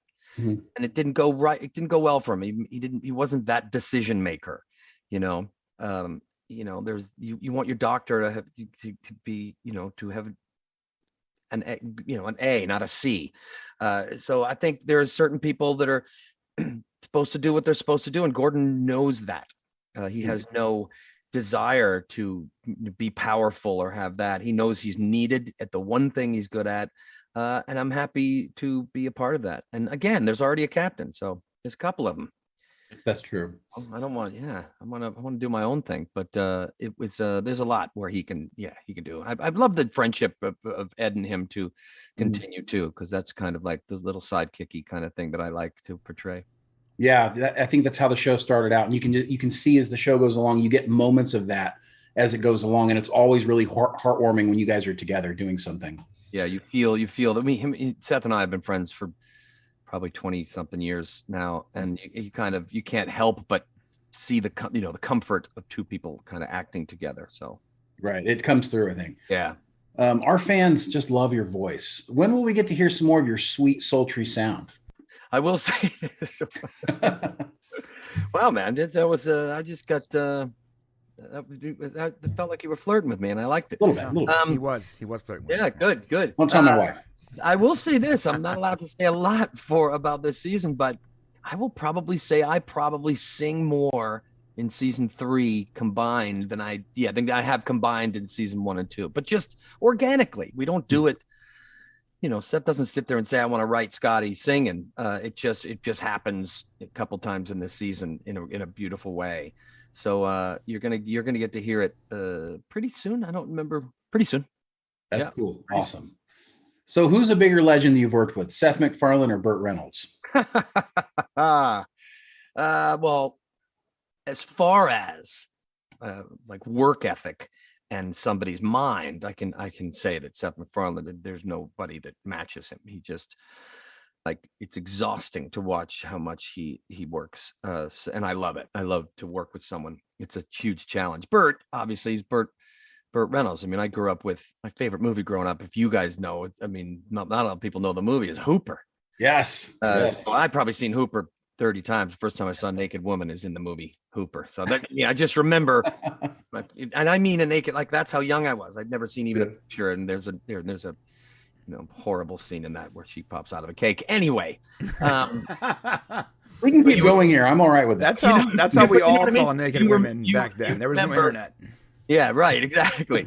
So I remember that movie, and Burt Reynolds. Yeah, I got to play his son. And he was a nice enough guy. That's great. What is it like? You mentioned a little bit about Seth. What is it like working with him? He's such an incredible cemented foundation in Hollywood right now. What is it like working with him, if you're going to tell a fan? It is, you got to remember this. First of all, Seth can do or hears how you're supposed to, he can do everything you're doing. All your job is to make him happy. And I don't mean in the way, because he's the nicest guy on a set, but he knows how things should sound, especially being that kind of voiceover actor, and knows how things should look. And all your job is to get it to that place. And you know what I mean? Is to whatever graph he has in his mind, you want to get it there or better. And it's nothing like when you get it better and he goes, whoa, I didn't hear it that way. And that's cool. And he's just constantly working. He's a perfectionist, but not annoyingly. And the back and forth, like, he never makes you feel like, he always makes you feel like you can add something to it, and that, you can be a part of what's being made. And that's what's amazing, because you're not just going there and saying these lines that someone else wrote. You feel like you have some say in the process of this movie. And he's an amazing director and filmmaker, and loves the genre, just filmmaking in general. And we're just, we're very similar in friendships and what we like. And, we play this movie theme game all day long. The cast will probably tell you how annoying it is. And all we do is sit there and try to, get each other with what's this from? What TV theme is this? What movie theme is this? Mm-hmm. So we're kind of the same person. He's just if I could work with Seth for the rest of my life, which we're going to work together again coming up. Yes. I would, because when you find that comfort as an actor, and I'll shut up. This is the longest answer ever. What we do for a living you have to be comfortable, or you're going to suck. And the more someone can make you comfortable, the better work you're going to do. That's in anything, by the way. That's in whatever job anybody has. But it's really not conducive in what we do, because you have 100 people staring at you, and you're supposed to be funny right now in front of everybody, and you're like, oh my God, how can I be? Dance. Yeah, exactly. So when someone creates an atmosphere so you can do your best work, why would you not want to just do that forever? And that's what Seth does. He creates that atmosphere. That's a wonderful answer. When we talked to Penny, she said you were her favorite. Who is your favorite cast member on the Orville and Why? My favorite cast member. I've given Seth enough compliments. My favorite cast member, probably Peter, as a person or a character. Oh, but let's do both. Oh God, I love Peter because he's the only one that you never know because he's wearing that prosthetic all day long. He can get in these moods. And when Peter's in a bad mood is when I'm like, yes. Poke. So that's my favorite. And he's also, to me, just one of the best actors on the show. Like what he brings to Bortus, people don't realize how difficult that is. And then second, as far as it's Isaac, is what Mark brings to that, because I've put on that outfit and tried to pull off whatever he's doing as a faceless, robot, basically. And he is spectacular. So him and Bortus, for as far as characters and acting, but everyone collectively as a cast is so much fun. We have too much fun. Like Jay Lee and I are best friends in the world, and I couldn't have done this without him, because he's just he keeps my days going, because he's a witty, fun guy to be around. Yeah, he seems really, really funny. You guys are all the sense we get from all these interviews that we're doing is that you all are like this, just a real family. There's there's a sense of real togetherness. Yeah, and it gets tough. Working with Seth is also tough because he asks a lot of hours, So when you get into that hole late at night, you want to be with people like that want to understand where you're at, maybe leave you alone. But it's a family, and there's nothing better than a family that get each other in the good times and the bad. And that's what this cast is. It sounds dramatic, but it's true. So true. Yeah. So what's your favorite alien species on the show? Even if it's a one-off, or, we've heard Jason Alexander's was a favorite, the bartender. Yeah. How about for you? I forgot his name, and you'll be able to tell me. What's the big giant thing that comes? Patrick Warburton, right? No, I love him. I love him. No, this is a creature that doesn't speak. It looks like a penis. Mocklin porn. Yep. Right. It looks like a giant penis. Is that what it the is? one? Yep. And wait, don't. That's not why I like it. I forgot his name because of the Y or something. Frick. No, but Patrick Warburton would have been second because of that prosthetic with the esophagus on the outside of the body. That's so great. You're like, how? Everyone asks, okay, so how does that work? How does he put his shirt on? No one knows. Exactly, because it goes in.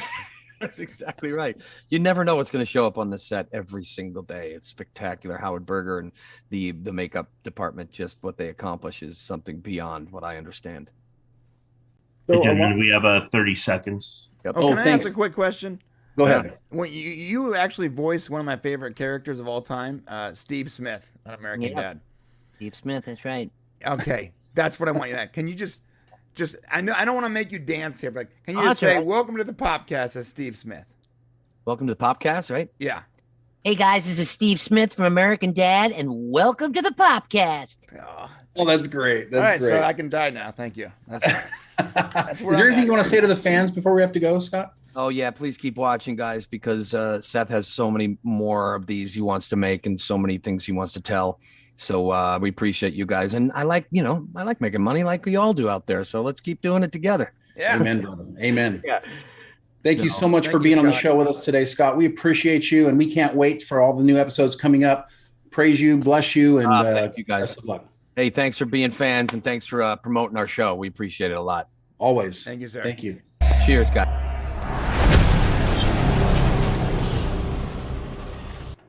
Hey, we are back. What a great guy. That was great. Yeah, Scott's a really nice guy.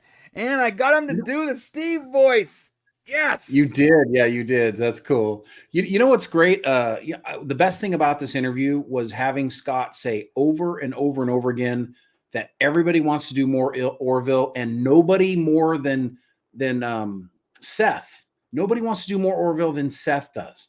And it's hard sometimes to get that across where you're like, does Seth still want to do it? Does he not want to do it? But hearing Scott say like how much he really wants to do more of the show is just refreshing to hear. And it gives me a lot more confidence about the future of the show. Yeah.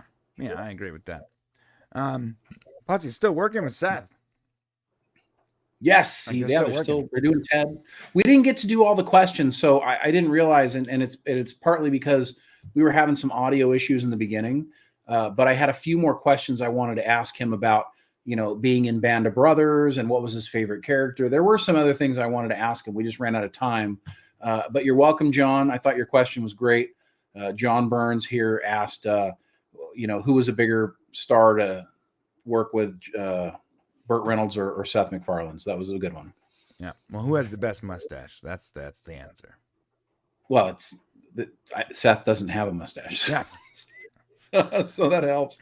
Thank you, Danny. Great. It was a really fun interview. Thank you. Yes. And so, as promised, the next up is the Orville review. We are going to be talking about the Orville Season 3 New Horizons Episode 4. And wait. Yes, you're right. There's so many things we're watching. It's like episode 4, episode 6, episode 8. Where we at? That was correct, right? Okay. For a minute, there was like, you got it. is Yeah. it episode 4? The Orville Season 3, New Horizons, episode 4, Gently Falling Rain. The Gently Falling Rain. All right. Great name for the episode. Yeah. So if you don't know how this works, it's let me reset the counter. Bordish has the best mustache. 100%. Yes. If you don't know how it works, it's pretty simple. Just in case you're new here, we give it an upvote if we like it, and we give it a downvote if we dislike something. And what happens is at the end of the review, we will average those two numbers and come up with official Popcast score. And one day, years from now, there will be a website where I will list every one of the official Popcast scores for every episode we've ever covered. But that is a long way away. Right. All right. You ready to get into it? Yeah, I guess as we go into it, I wanted to say a few things at the top. So if you want to start the video.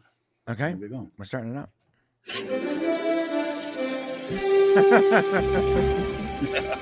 There it is again. Next week is going to be different. Dun, dun, dun. We are reviewing the Orville New Horizons Season 3, Episode 4, A Gently Falling Rain. And I gotta say, I gotta start this episode off on a little bit of a downer for me, and I'll kick it off to you, Shane. I'm gonna start off with a downvote. I'm so sorry. What? No, get the hell out of here. What are you talking about? Sorry. Knock it off. Sorry. I gotta start with a downvote because All right, let's hear what it is. Let's hear if it's a justified downvote, or you're just cranky because somebody, I don't know, because you got a haircut. There was no humor in this episode. No humor. I think we're gonna fight today. I can feel it. I can feel the fighting. But then I'm gonna remove that downvote because I want to give an upvote for this classy in memory of Lisa Baines. I love how classy the Orville is with remembering the people that have gotten them there. It's very nice. And if you didn't know the story, Lisa Baines plays Speria Balisk in this episode, as well as in episode 10 of the season. When we get there, she'll also be in that one. Basically, Lisa was killed during a hit and run in June 2021 after a man struck her with a scooter while she was crossing the street in Manhattan. She was 65 years old. So it is very classy that they did that. It was very classy. Okay. Here we go. We start up with a Krill. We're in the Krill homeworld. And I really wanted to do this. I really wanted to start with an upvote here because we got to see yet another finally another species homeworld, the way they work, like their settings, their whole vibe, like their community, their aesthetic. And I love that. I love seeing strange new worlds, no pun intended. Yeah, I 100% agree with you. The thing I probably would say about this, and we need to say this first because I think this is really important, is that the Orville, especially this episode, I got to tell you guys, it really does feel like a movie. I think we mentioned it during the interview with Scott. We talked about it. As you go through this entire episode, it does not feel like a TV show. It is so big. I mean, it is epic. The music's epic. The graphics are epic. Story, the action, the intrigue, the drama. It just feels like a movie. And the Orville is on a whole other level this season. And I know Brian said, the downvote for not being funny enough, not having humor. Scott said something really important. He said it is very difficult to balance humor and drama when you're making a show, and when it's appropriate to use it and when it's not. And I do think that the Orville still finds these moments. There were a couple moments of humor in the show, and it just wasn't heavy-handed. We don't have the Mocklin porn episodes or the Smocklin smoking cigarette episodes, because we're dealing with kind of a little more serious content in this case. I believe they're coming still. And so I just, I think you really have to judge this show based on its epicness right now and stop worrying too much about the humor, because it's still sprinkled in. It's just not as heavy-handed. And I just don't think it can be both. Can you tell me of an episode that was both dramatic and humorous? Working 9 to 5. It was probably the only time that they pulled it off, but it wasn't funny. It wasn't that was funny. It was clever and it was entertaining, but it wasn't hilarious.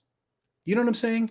There's like this heavy medium. There's like this place that you have to be. You can't do Mocklin porn and talk about abortion. You know what I'm saying? Yeah. So there's like this place you have to be. They almost need to have entire episodes that have this level of, to have the humor that deeply ingrained into it. And that's my opinion on it. I get that, but it also sort of feels like they're leaning one way this season, when in previous seasons, there was a nice balance between the various ideologies. This season, it feels like they're leaning a little bit one way. Again, it's the fourth episode. Who knows what's going to happen in the next 5 episodes? Did you say ideologies? So not humor. You're talking about political ideology. Well, because you brought that up. You brought up the ideology there. Like, you can't do abortion and have Mocklin porn. I get that. But if you are going to lean heavily into one into one side of the ideology, then humor has a nice subtle way of sort of dulling that blade when you're leaning one way or the other. So when there's a lack of humor, it's more evident that the show leans one way or the other. Yes, I think that's true. And yeah, I wouldn't even say politically, because there is definitely some political stuff here. And ideologically, there's some stuff there, but it isn't always political. And sometimes it's just moral. And in this episode, we see a little bit of that, which we'll talk about later. I think that there is a really some nice humor in the middle. When as you go forward here, we get this speech by Talea, which is extraordinarily reminiscent of something almost Hitlerish, or something maybe even close to maybe Donald Trumpish. So I believe that's what they were going for. Yeah, that's because what they were going for. Yeah. They used the term Krill comes first. Right. And so, it's a take on the America First speeches. So it's pretty clear here, who the villain is and where that's being pointed. Right. And that is typical Hollywood. As long as it doesn't go too heavy-handed, then I think you're okay. And I think they skirted it here, and it just was it took us out of it maybe a little bit. So what would be too heavy-handed? If a couple members were wearing red hats that say... Yes, if all the Krill were wearing like green make Krill great again hats, then that might have been a little bit over the top. But, so I think they skirted it here, and there was just enough, and we'll find out here shortly. We'll talk about it, where they did go to both sides. Right. Yeah. They could have stuck, though, with the classic bad guys from World War III style symbolism, fascism symbolism, if they wouldn't have made those like direct references to the 2016 election in America. If they would have avoided that, this really wouldn't be a conversation. And if it was a conversation out there, it would have been someone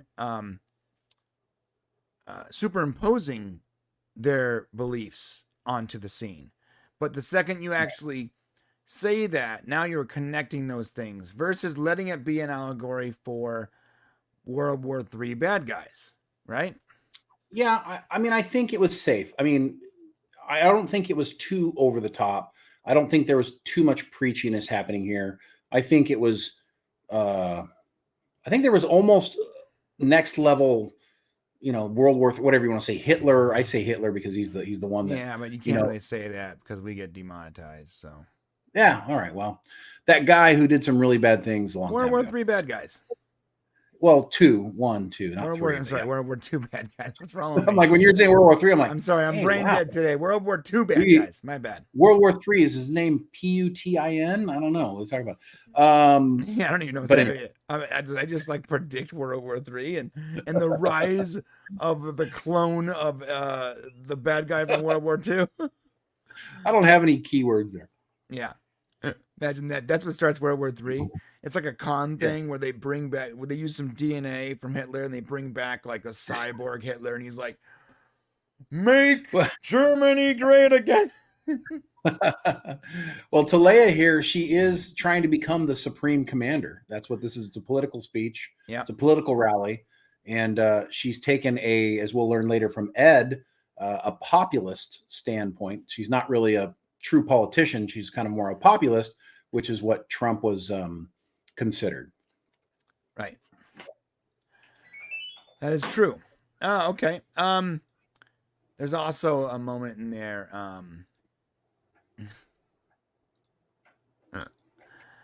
There's a moment in there we're gonna get to about like fake news, which I thought was. Oh, it was great.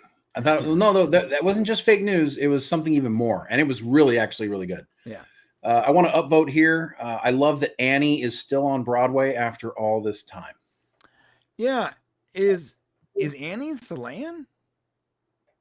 Right now, she is absolutely. So that's gonna get a downvote from me. Not that she's Salayan, but they established in season 1 that Salayans don't leave their planet, and that Tala was not Tala, but the first one. What's her name? The first Salayan.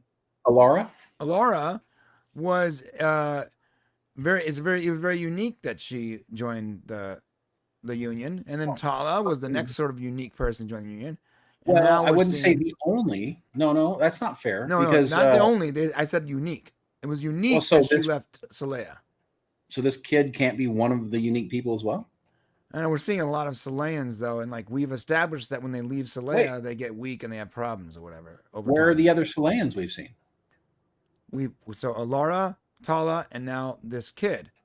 That's not a lot though. I mean, I would argue that, one kid in a play for a union event, which, the Salayans are a part of, it would seem appropriate to at least have one. It seems more like they wanted her to look like Annie, but also be alien, and the Salayan makeup is easiest. That's why I gave it a down vote. Well, I'll continue my upvote. That's fine. You want to upvote this, right? I did upvote it. Hopefully you got it. Okay, I think I did. All right. Yeah. Not that the kid wasn't great. I love the Annie thing, by the way. I want to know if that was Lieutenant Dan back there. That has to be. Obviously, Lieutenant it's not Dan. necessary. No. They would have done something if it was really him, or maybe it's the actor. Maybe at the very end, he's like, "Sweetness." Yeah, that would have been cool. Yeah, I love Lieutenant Dan too, by the way. Yeah, I didn't even notice that. I think that is Lieutenant Dan. I think he's just in the choir, bro. He hasn't been in any of the episodes yet, which is we need some Lieutenant Dan. We need some Dan. We do. Yeah. We need some sweetness. All right. So they're performing Annie for the Krill ambassador and chancellor or president or whatever it's called. This is some really great. This is actually, there's good humor here. Yes. Because these guys are like, it was tragic. It was tragic. The sun will come out tomorrow. And of course, we know the sun damages the Krill. So they're like terrified of the sun. Right. God, the girl has to deal with this every day. Yeah. The sun coming out. So that's fantastic humor. That was really good because, I thought so too. Like the meaning for us is like hope. And the meaning for them was like despair. Death. Very cool because like their different outlooks is what allowed them to see that play differently. The same way sometimes people's personal experiences might experience art in a different way because it's so unique in the way that they can display the shadow of events, right? Versus the actual event. I'd like to give an upvote here as well because we finally have a scene without the Orville crew that's important. So the Admiralty and the Union delegation really was perfect. That we had this moment where something's happening where the Orville isn't making it happen, the crew. It's something that the Admiralty and the Union staff is doing. And you see that character right there, the one with the weird hair. He's the union president, right? It's President Alkazoon, played by the legend Bruce Boxleitner. And Bruce, of course, is a sci-fi veteran and just an excellent longtime actor. And he's the one playing the union president. I love the makeup. Yeah, it's fantastic. I love how the hair's in between, like in different. I've never seen anything like that. I'm gonna upvote that because that is some. Thank you. I will too. Yeah. That is some next level makeup, and it's unique. It's like unique the way the hair is falling on the. It's not like your typical like, hey, throw some prosthetics on their cheeks, their nose, and their forehead and call it good. No, this is like. In fact, the Orville has always been very good at very unique aliens. Yeah. And the makeup and the prosthetics for those aliens looking like they could exactly exist, but be unique enough to be not just a prosthetic. And the only time they didn't do that right, in my opinion, was when they went from the transition in episode 2, when they transitioned into the full, alien looking thing. That didn't work. It was almost too alien. Right. Yeah, that's true. But overall, Jason Alexander's character, Peter Warburton, whatever his name is, and even is Grimes' favorite character, the giant penis thing. Right, but even Bortus or the Krill or even our main characters, they're all great makeup. Right, they really are. Yeah. In fact, the simplest makeup on the entire crew is probably the Soleans, and I would argue it might have been cooler if they stuck with the no eyebrows thing that they did in the pilot episode for Soleans. I know it was probably more annoying for the actresses, but it with very little effort it was able to really transform Alara from like, okay, she's still a beautiful woman, but there's something off about her that makes it more alien. I got to tell you, eyebrows are important to beauty. I don't know what it is, but you need them. I don't know. Yeah. There's a big difference between the two. Yeah, that's true. I had a couple of my friends in the high school, girlfriends. They shaved their eyebrows, and this is a very 90s thing because that's when I grew up. They shaved their eyebrows and drew on eyebrows. And so some days they looked normal and fine, and some days they clearly weren't paying attention and they looked like cartoons. It was like, yeah, true. Oh, hey, you gotta fix that eyebrow, man. It's like it's going up here like one's this, up here, and one's down here. It looks like you're doing this the whole day. What's wrong, Brian? I'm doing fine. Oh no, something's going on. Yeah, you're right though. Yeah, and I like this. This whole scene was good. The whole scene was very good.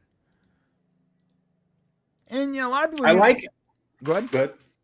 Well, I was just gonna say the overconfident Krill is really much like the Hillary Clinton, and this is why there's a lot of things going on here. The Democrats were very confident in 2016 that they were going to basically win the election, and so there's this whole they're like, yeah, of course I'm going to win. What's the big deal? Show up, and so they do mirror that whole thing a little bit. And a lot of sci-fi is also about reality. It didn't stand out or bug me at all, but I definitely saw that mirroring happening. Fracture Vision said there's a Joker face Krill in the crowd. Insane Clown Posse is on Krill now too. I knew it.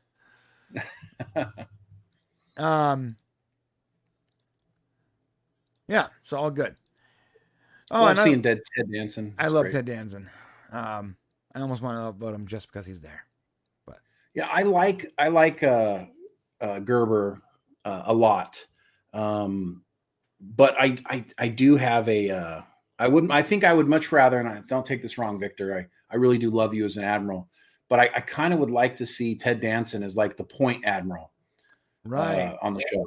Yeah, I do like Victor too. I liked him on Legends. I remember we talked about that before. He's a good actor. I do love him. Great actor.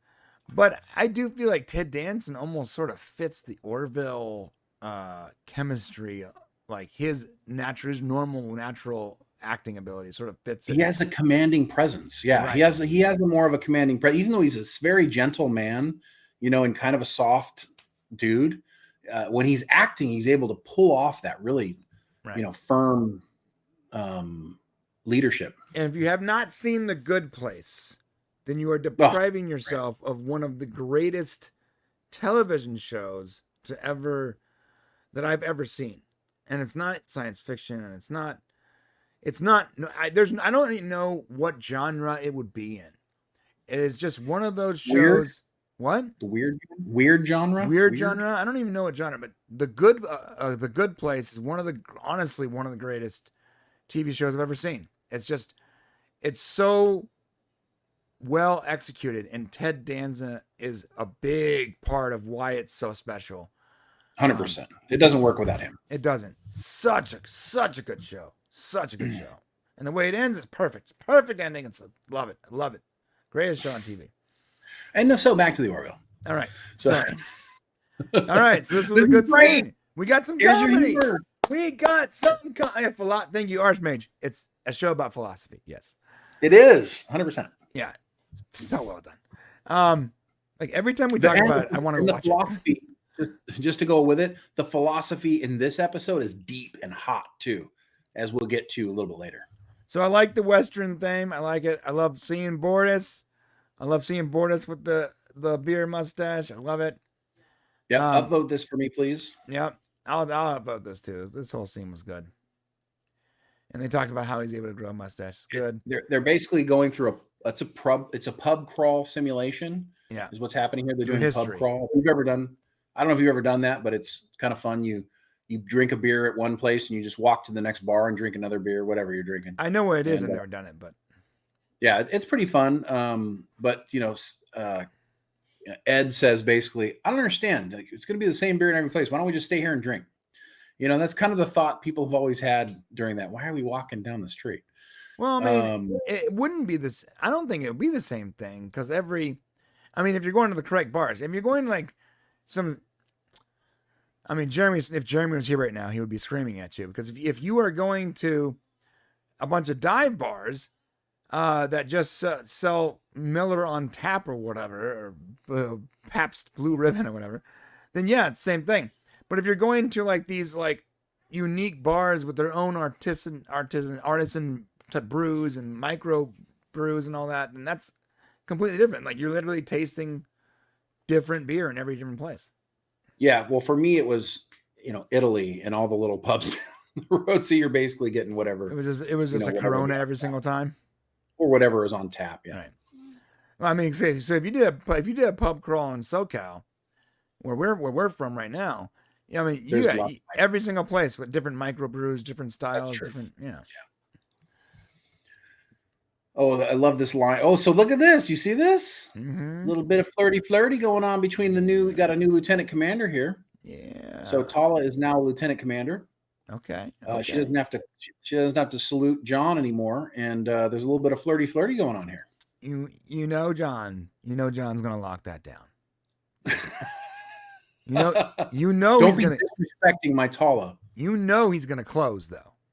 That's what John does. Maybe Tala closes on this one. No. John will close. Yeah.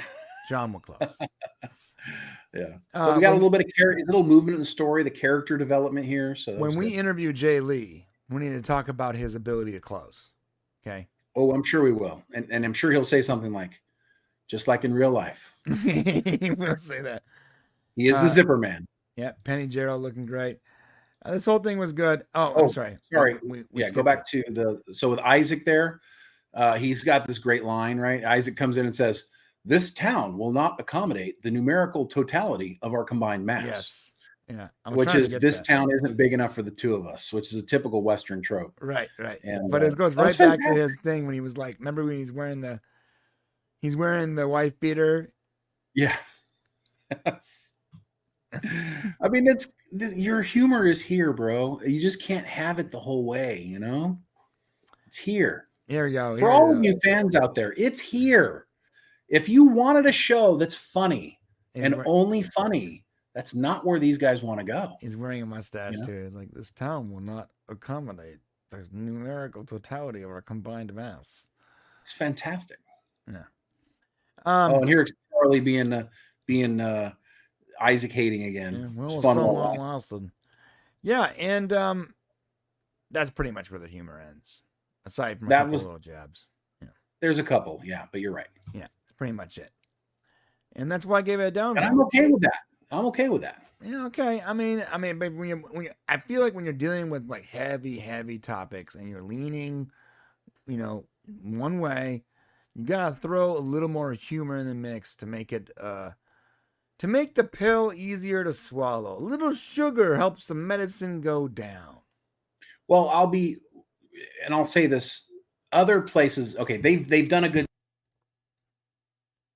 Shane just disconnected his mic.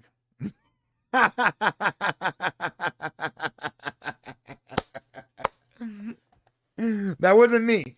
I didn't cut him off because he was disagreeing with me. He just disconnected his mic by accident. I was disagreeing with you.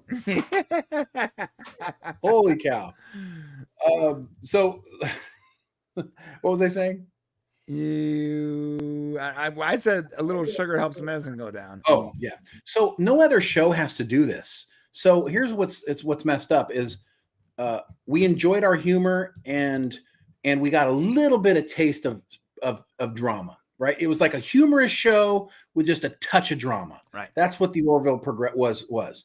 Now it's a little bit of humor in a drama show. Right. And not everybody who liked it in the beginning likes this. But if I'm being really honest, this is better television than that. This is better storytelling. There is more meat on the bone here than there was before. Yeah, I As mean, we go through the if you episode. tend to lean their way, but what if you don't lean their way? If you don't watch drama shows, then this will not be the show for you. Right. But the Orville is not a comedy anymore. It is a satirical drama. I would argue that And- it wasn't a comedy in season 2 either. It just had more comedy. Halfway through season 2, it changed. Right. I think up until Identity, frankly speaking, when they realized what the show could really be, like that it could be a better version of Star Trek, and I would argue, we just watched Strange New Worlds, good stuff, but the Orville is obviously better made than Strange New Worlds. I Everything disagree. about it. You don't think that it has better, visual effects, music, everything going on with it, you don't think is better than Strange New Worlds? Yeah, I actually have to disagree with you there. I don't think it does. I mean, I can sense it. I can feel it. I think and there's in my parts of opinion- it that are better. I think the makeup in the Orville is better for the most part.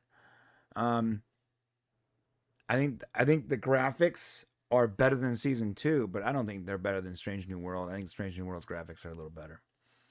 I mean, but what are you talking about as far as the graphics? You're talking about the shot we get of the ship at the beginning, because they're on board the ship almost all the time, and there's no way any Strange New World's outer location set has been better than what the Orville's done. That thing with the Krill City right now in this episode is incredible. I mean, it's good. It's not as good as Strange New Worlds. Give me one that's better than Strange New so- Worlds. Give me an episode. So the city scene, I don't want to be mean because I like Orville. No. I mean, I just want you to explain. So that Okay, makes sense. so it looks a little bit video gamey, that scene, which I like. I like seeing new places like that, but it had a little bit of a video game quality where there was a lot of actually cut and paste going on, and it's evident to me. So you see, what about And what it's about probably Strange 'cause New Worlds? well, Strange New You like Worlds, the Comet episode. What was it called? Okay, we'll just call it the Comet episode. The Comet episode. The alien planet was outstanding. It wasn't You mean just the Comet? when they showed the aliens that the comet was gonna affect. That sand desert world? Okay. Yeah, so it wasn't just the desert though. Like the horizon had different colors on it. They had different moons. Even the ground had like flecks in it that it looked really alien. It looked like a desert on an alien planet. Like the parched ground. The aliens' makeup was really good, all the way down to their hands. Really well done. Hemmer's makeup was really good. The one thing I have a problem with Hemmer is that I feel like his antenna don't move enough, like they did in Enterprise. Well, I mean, I'll say this. I mean, maybe because you do have a pixel thing going on where but I will say from an epic grand establishing thing. The world is much bigger, especially this Krill world is much bigger. There's chase scenes on this planet. There's all kinds of things happening the Strange New Worlds doesn't do. I mean, dude, the cloud city in that Strange New Worlds episode where they killed the kid. I mean, that establishing shot was great. Yeah, gorgeous. But that wasn't.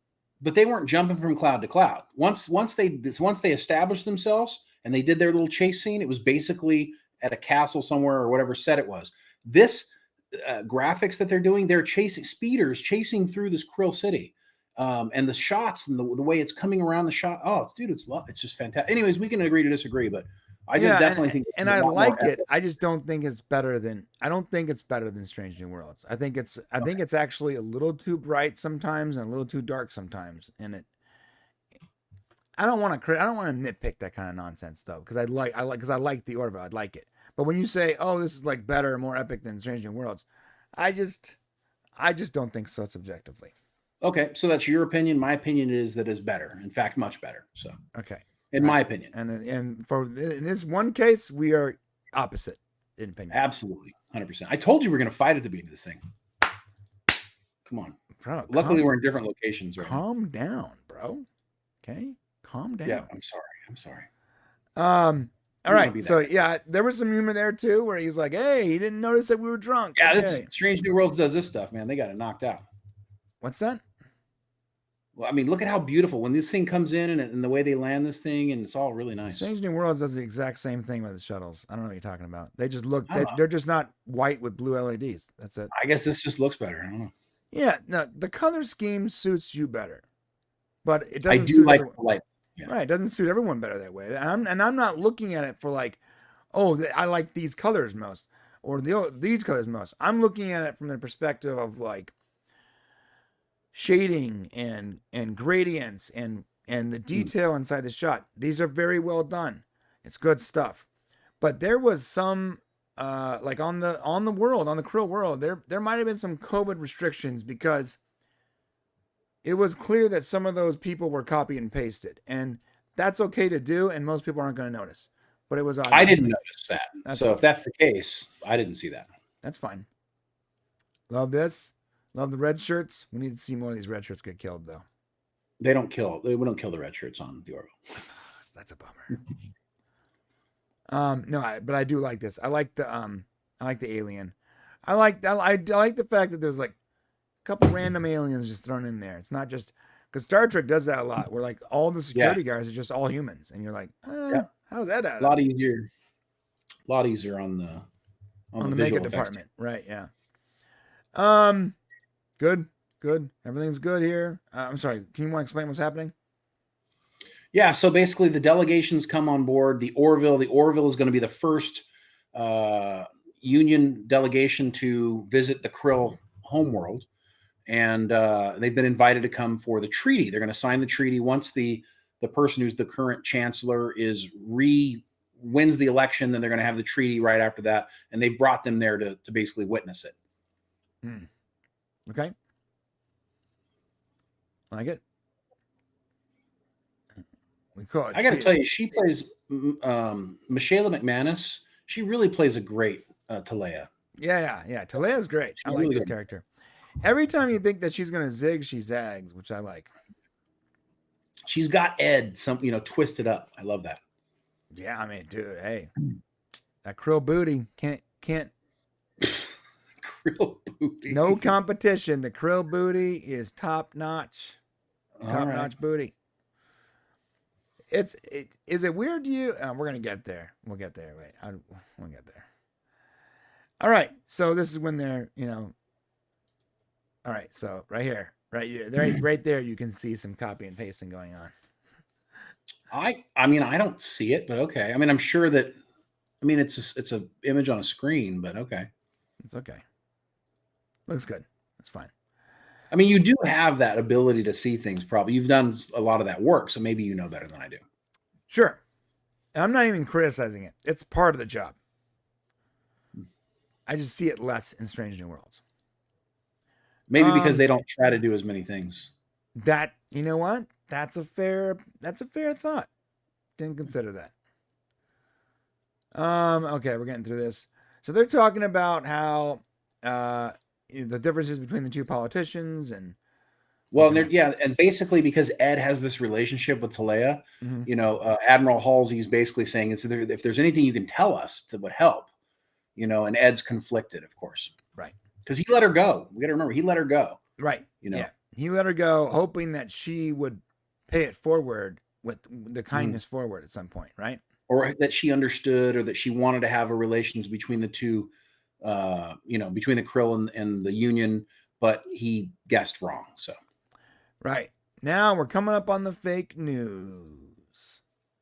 Is this the moment? Yes, he was watching like the fake news right there. Oh, did they explain the whole thing there? So it's not that it's fake news, it's that they're creating videos that aren't real. Right. So this is interesting. So at this moment, the actual president or whatever, chancellor that they were talking to, they're watching this, and I guess he disagrees with the crowd and then like gasses them, but it didn't actually happen. It was a fake video. Right. And then they mentioned that on both sides there have been fake videos, even on Talea's side. Right. There's been fake ones, and also made fakes on both sides. And it's hard to tell what's real and what's not real. Right. And I think that's really great, because we're kind of, with deep fakes, we're kind of going there. Well, I mean, you can equate that to deep fakes, or you can also just talk about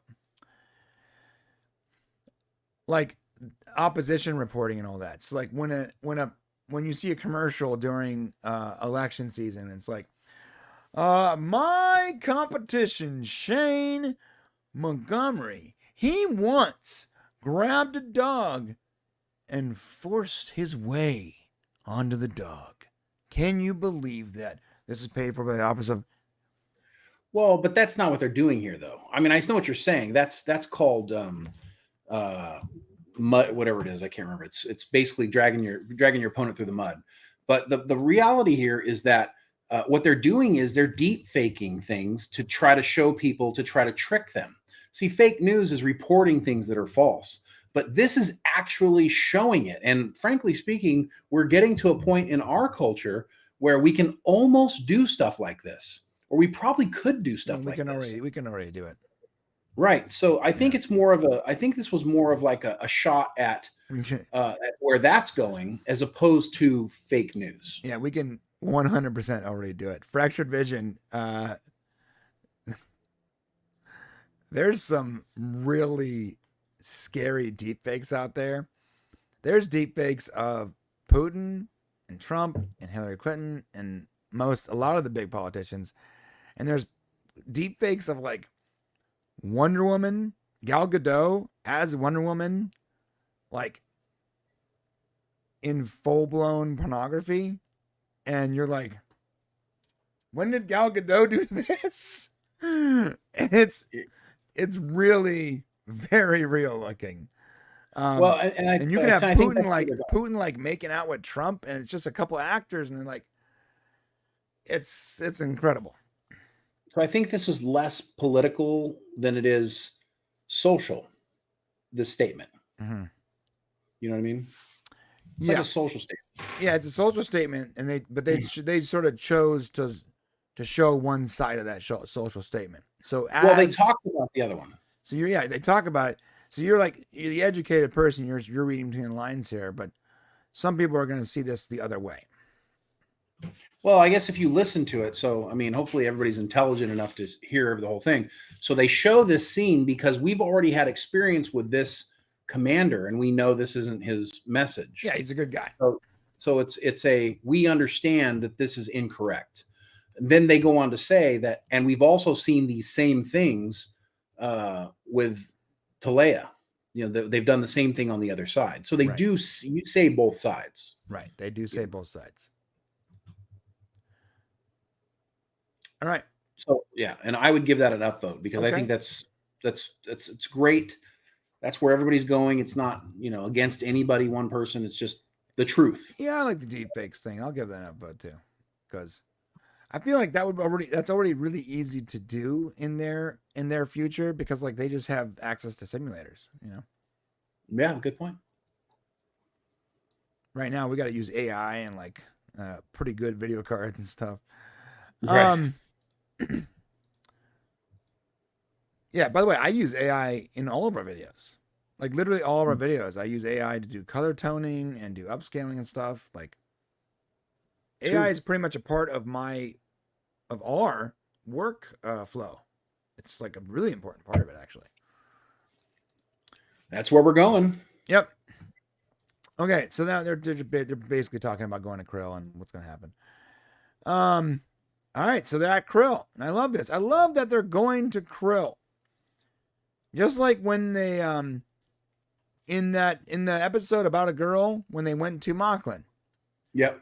But if we were doing the upvotes and downvotes during that episode, I would have given a downvote because we saw an establishing shot of Mocklin and then a courthouse scene, and that was it. We didn't see anything else of value. Yeah, they didn't. Yeah, I don't think they had the budget at the time, or But this, this feels like you're visiting a place, doesn't it? Yes, it does. It does. It does. It feels good. Yeah, the whole thing feels good. And so they're getting the shuttle and they're going down to Krill. And it's good. Great graphics. All this is really good. I love the green sort of smoke. Like this, the establishing how different it is. I love that their screens are all like triangular. But without being like unnecessarily so sometimes when you see like the alien screens and it'll be like, oh, this is a round one, or right, and the weird shapes or whatever. Like they actually make this make sense because while everything is triangular, it's actually like the different data points within every space. It's not one screen. It's like a bunch of screens that are showing you different things, which I thought is a really unique way of making it look different, but also almost like, oh, that actually makes sense. Like I can see that type of modular setup making sense on a screen in some way.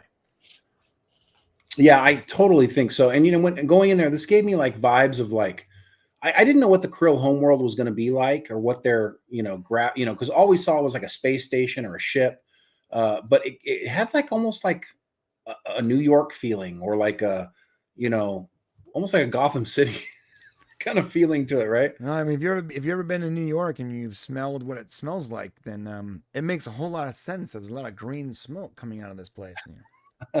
Yeah. No offense to New Yorkers out there, but I couldn't handle the smell, man. At least where I went, Central Park. Yeah. Ugh. So everything's good. Oh, so this is a shot I'm gonna upvote. And I actually said this when we saw the trailer. I thought this was really rad. Now, I mean, different cultures, different things. They're like God looks like an evil villain. But it's pretty amazing, right? It's really cool. It's super cool. Upvote that for me. I already upvoted mine, but yeah, it's super cool. But I do feel like maybe someone's benevolent God would be a little less like. Is their God benevolent though?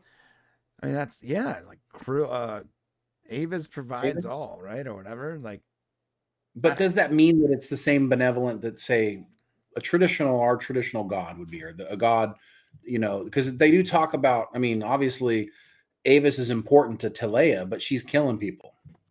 Oh, okay, yeah, maybe you're right. Maybe, yeah. I mean, you're right. It looks like a straight up monster. I would love to like a resin print of that little thing just to put behind my desk here. Right. Anyone out there do 3D printing? Hit me up in the chat. Hit me up in the comments. I will buy a replica of that, please. All right. Love the Krill makeup. Yeah. See their screens? See how their screens almost make sense? Like, even though they're not. Or the pentagons, yeah. Yeah, they have. Even though it's not like the typical, like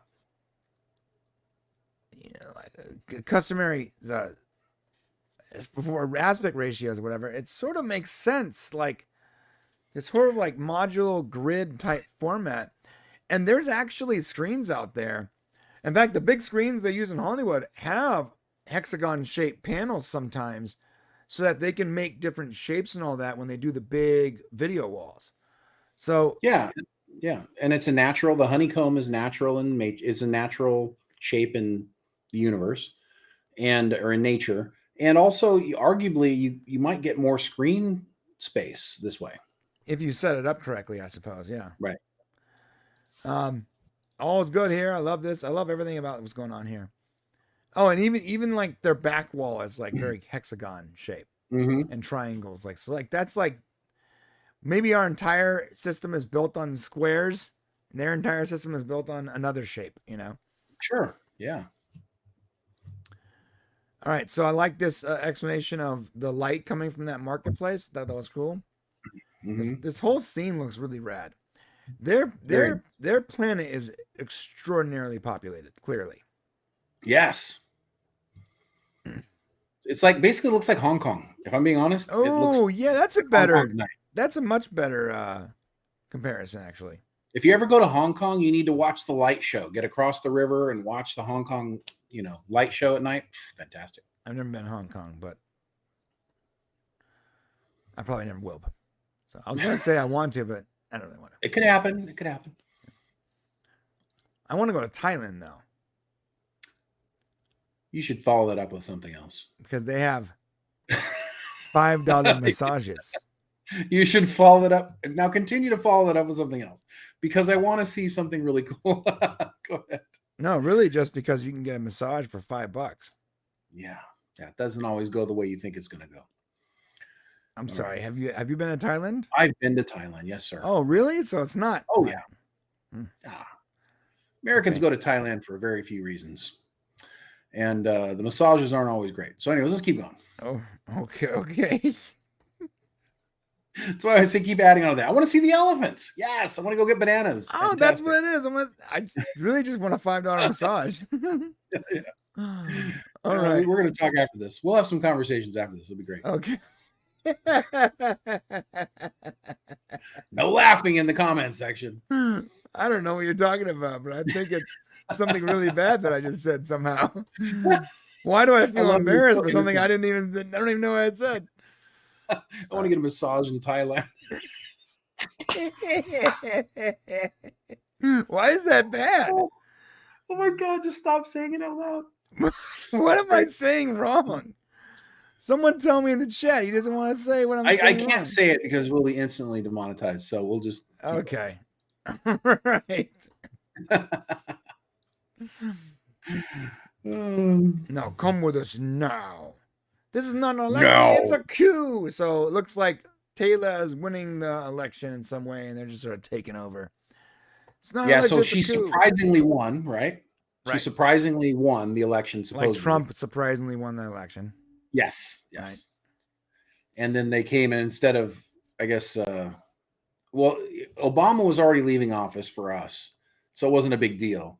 But apparently, this person. So I thought it was like weird because I wasn't sure. Was it like Trump winning or was this Biden winning? And then they're dragging the other person out of office, kind of like they wanted to do, or was it like a weird combination of both?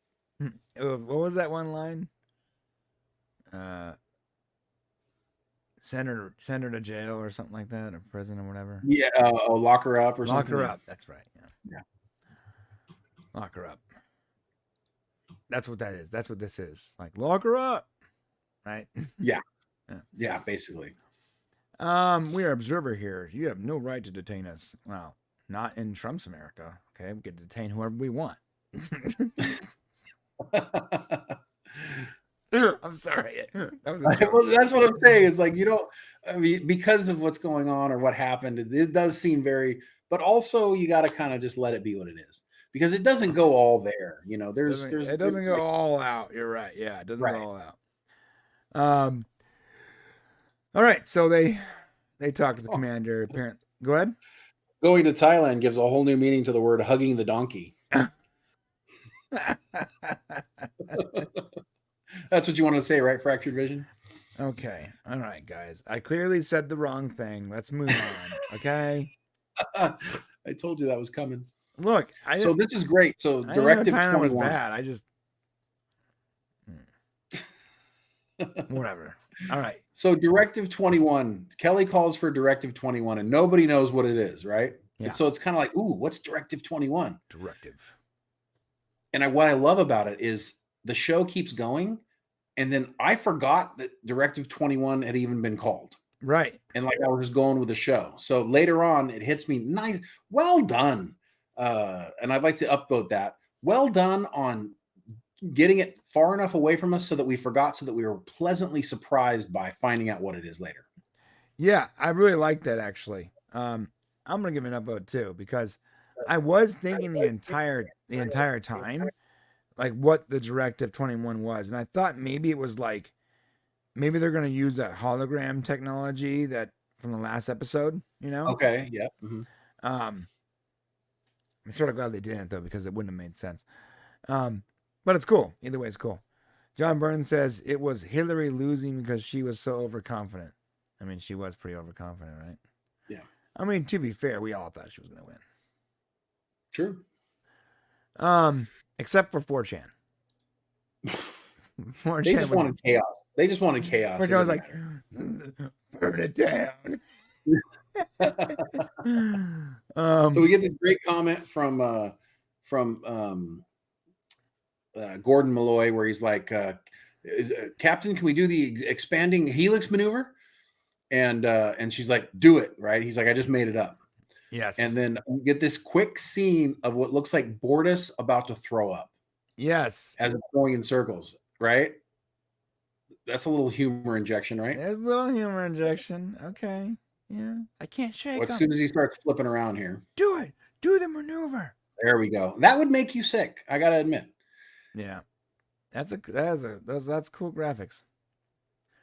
Right? And then you get, there you go. Now, yes, I like that. As cool as those graphics are, there is a moment later on that I'm gonna upvote this now. Mm-hmm. There's a moment later on that's gonna get a downvote from me. Okay. And I'm just foreshadowing here. I can't wait to find out what it is. I'm on pins and needles. Making you aware. It's a cool shot. Taylor looking over Hong Kong or Krill. Now you got that in my head. That's all I can think about is Hong Kong. Really cool. I love the planet. I love the way it looks. Really cool. Love the hexagon shapes. Everywhere is hexagon shapes. That's rad. Yep, little honeycombs. Honeycombs. Now I'm hungry. She's kind of scary. Yeah, and so Trump asked Hillary to beg for mercy. And I'm sorry, Taylor asked Chancellor to beg for mercy. He doesn't. And Taylor stabs him, kills him. You know, and now it really sets you in. Is this character redeemable at this point? This is that's the question that we have to ask. Is the character redeemable after doing this? And something she's going to have to, if they want to redeem her at some point, it's going to have to be something pretty big. Well, in their society, I think it is redeemable, right? Well, I'm talking from the viewer standpoint for us. Oh, I see. Not amongst Krill, but I think that killing the Chancellor is probably fine for us. I think that if she, killed her, we're going to get to that, but her daughter, that might be a different story. She did try to kill the Union president. She did. That's true. So, I mean, I don't know. I'm just trying to figure it out. But we barely know who he is. Like, we're not really connected to. That's true. Yeah, Taylor's kind of goth. Giggity. Yeah. Yeah. Okay. I got distracted by the comments. All right. His delegation has been apprehended. All right. So they in prison. This actually annoyed me. Like, they're acting like they have rights as if like they got arrested in another country or something. Like, I mean, what else are you going to say? If you're in this situation and you've been invited there and now all of a sudden it's different, what else are you going to say? You have no rights over us. You're on their planet. They can do whatever they want with you, technically. Well, I mean, if you're under a treaty or if you're under, in history, at least on Earth, right? If you're under some sort of a treaty, there's usually safe passage. And that's kind of where that comes. At least on Earth. Only on the Yeah. Popcast Unleashed do we have to use the words "at least on Earth."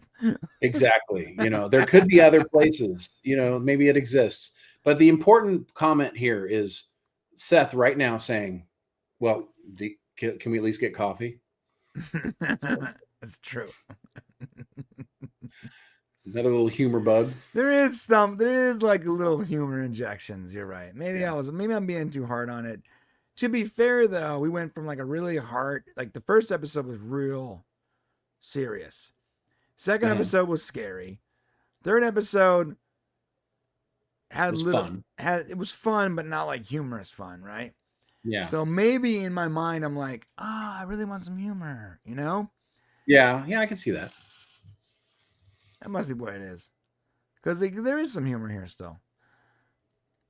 Yeah, it's just pepper. It's just sprinkled, It's sprinkled in. Like salt, the Salt Bay. Yeah. Yeah. Maybe people just don't feel like they're getting enough flavor. I don't know. Yeah. We need a little more of that Salt Bay.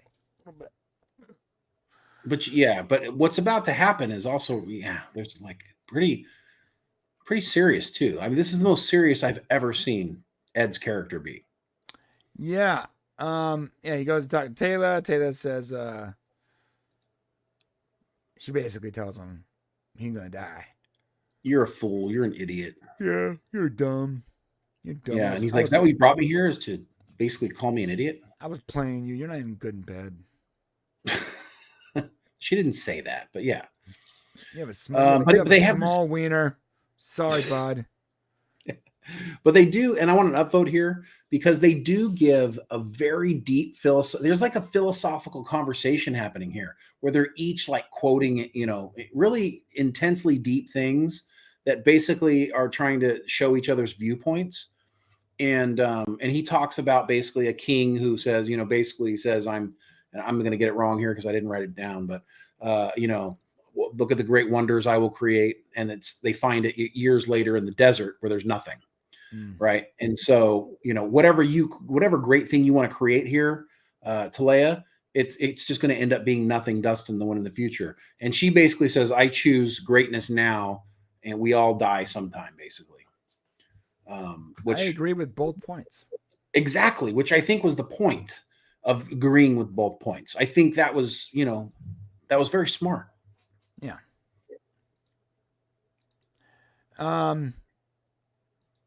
Yeah, so if you want to be remembered in the future, what you got to do is you got to find some fresh concrete and write your name in it. That's how you're remembered.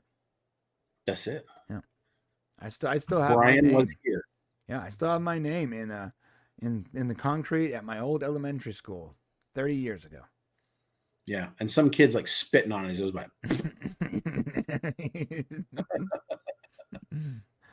All right. All right. The King of Kings. Moving. All right. So she sends him away, and I like this. They're going through the market. The marketplace guy was like trying to sell them meat or something. Yeah, that was great. I thought that was funny because Ed's like, why don't you just buy some meat? Right. Taylor calls Kelly, and they have this like this badass chick standoff. Like, dun, dun. You're not getting Ed back. I am getting Ed back. It's good. I love how Kelly goes from here and she's like, whoa, that's intense. That's what she did. Watch. Ready? There it is. See? Ooh, yeah. That's the B face. It was over time, though. She's like, look, there's backup B faces right there. Look, both of them. Wow, how'd you zoom in like that? That was great. I have a built-in trolley called my legs. They both look at them. Oh yeah, Taylor's ready to kick some krill shrimp booty. I mean, someone tell me in the chat, Taylor's sort of hot, right? It's not just me. Wait, Talea or Talea's sort of hot, right? The krill chick. The problem is she's got a snake head, bro. She got a snake head. It's not. I mean, it's hard to get past that. I'm not kicking it out of bed. I'm okay with it. Who's gonna say smoke show? Come on, where's the comment? Here we go. I wouldn't call her a smoke show. That's way too big of a compliment. She does have a snake that's- head, Shane. Calm down. Okay, That's what the chat says. bro. Come on, bro. Too much. Okay. I love when you deflect. Fantastic. So they had this moment. Now they talk to the Union. Now there's an interesting thing I'm dealing with here. The Union immediately agrees to like just send all ships. Yes. You wouldn't do that. They wouldn't do that, right? Right. Yeah. Okay. It wouldn't do that. It wouldn't want to start a war. Yeah, they would want to quietly get them out of there. They'd try to work a deal. There'd be diplomatic things first, but they are going to kill them. So perhaps assassinating the Union's president was enough to get them to move into action. I don't know. I think I have to downvote this. I felt like the reaction was. Well, let me ask you this. Let's say President Biden is riding his bicycle one day. Hold on. Why are you laughing? What are you laughing, man? Okay, wait. Let's say he's riding his bicycle one day. Why'd you have to do bicycle? Okay, go ahead. Okay. I just watched that clip, by the way, guys. I just watched that clip of President Biden falling down. And he comes to a stop and he falls over, okay? And as he falls over, somebody like kidnaps him and takes him to another country. And they're like, look, we're going to kill your president. What do we do? I don't think all the warships like just show up at their border. Do we send all of our troops to get him back? No, we probably send like a SEAL strike Team C. Yeah, like SEAL Team 6 goes in there. It's not okay. like, So maybe they should have sent a smaller contingent but see, there was no sneaking this time. well, but they did. They literally did that though. They ended up doing Directive 21, which worked out great. Right. So I feel like them all showing up, and this is why it's a downvote. I'm going to explain the downvote, okay?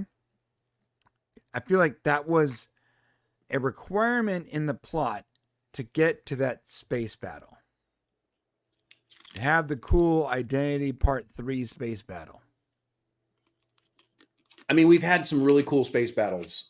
Right. Even this, which is great. It wouldn't have been And as cool if it was just, SEAL Team 6. That's true. I think from a visual standpoint, and plus that diversion allowed the Directive 21 to happen, I think. So partially. But yeah, you're right. Would you send them? I mean, who knows? This is the Union. It's a fictitious future. It's really hard to determine what they would do exactly. I mean, dude, when they were kidnapped by that one other race, the Union told them just write them off. Who was kidnapped? Ed and Kelly. Yeah, but this isn't the Union president. Right, so there should be a response, but should the response be send 500 warships?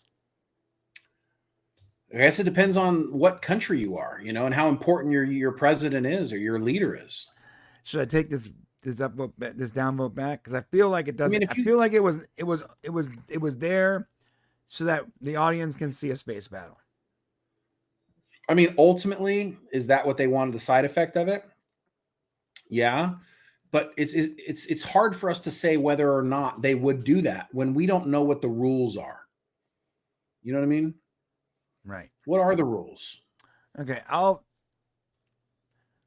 You do what you feel comfortable. I'm going to take my upvote back. It's not an upvote or a downvote. I'm on the fence, and so if you're on the fence, it doesn't deserve a downvote. That's fair. Yeah, we got super chat. Oh yeah, go ahead. John Burns, thank you for the $5. My mom had a nice name for me, Soft Falling Rain. She also had a cute name for my dad, Dumbass. See my Talea comment above. Yes, that is absolutely true, John, as we're going to find out here in a second.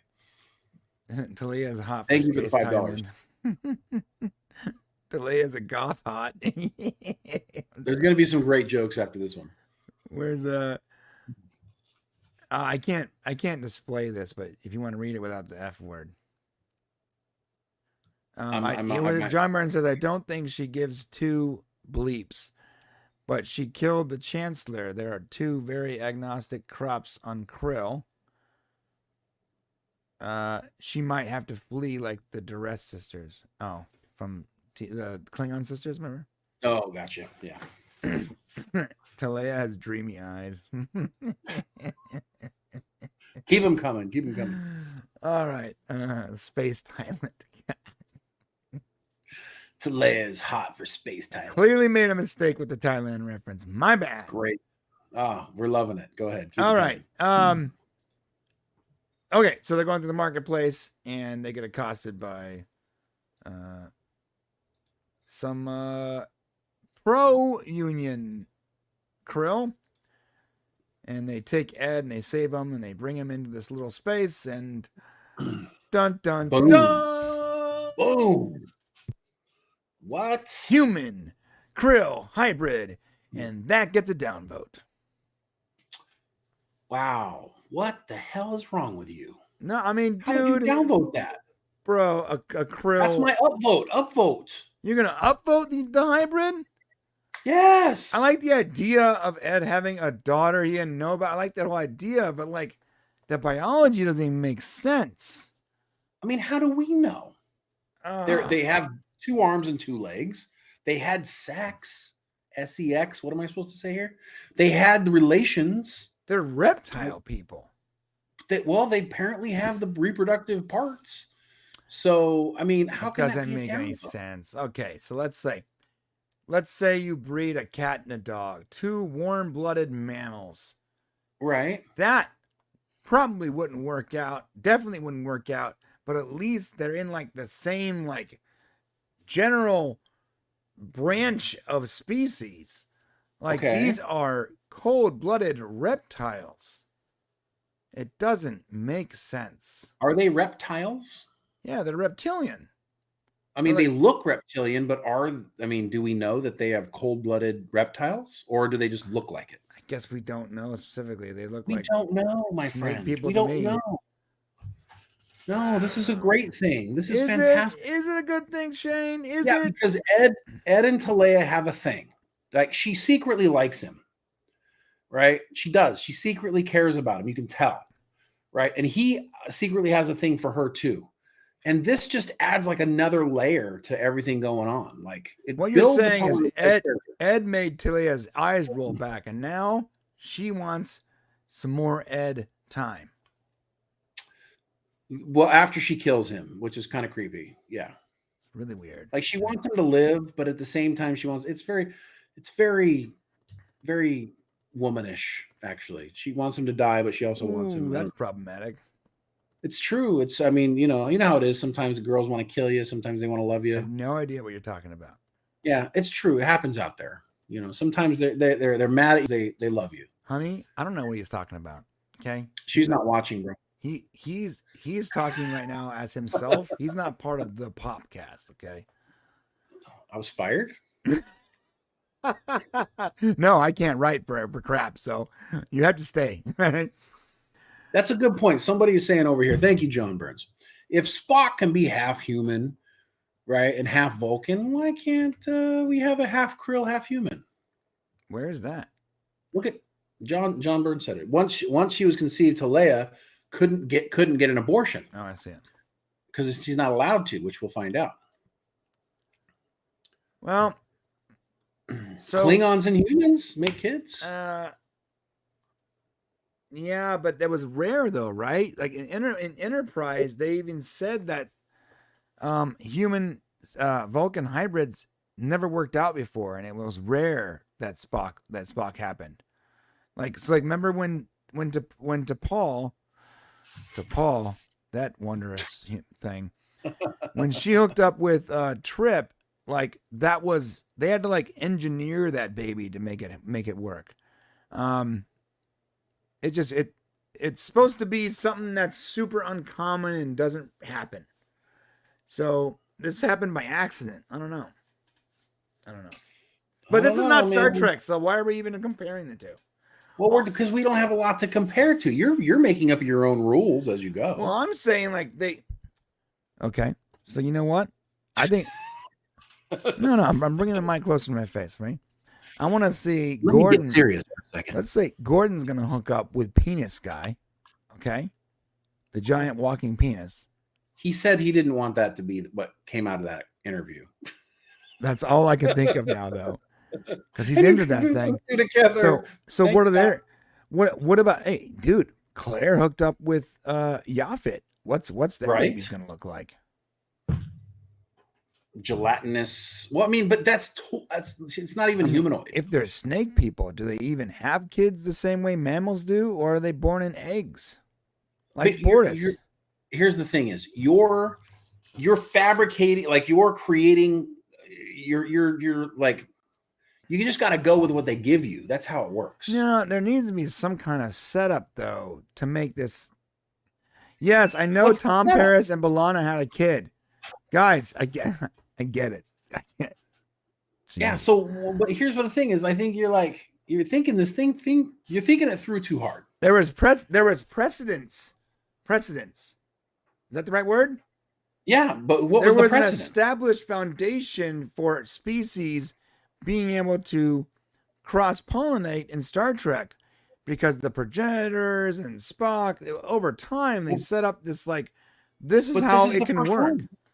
This is the first one. In the Orville, this is the first one.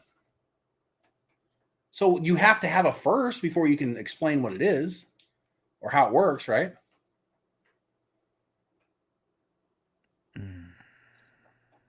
I guess. All right, let's move on. I guess. Let's no. You keep your downvote, and we'll keep going. Yeah, I'm not taking. I told you we'd be fighting this episode. Look at this. We've been nothing but fighting this whole episode. I mean, I like the makeup on the kid. It looks like a human version. It's like a human krill. It looks like a human krill hybrid. That's the idea.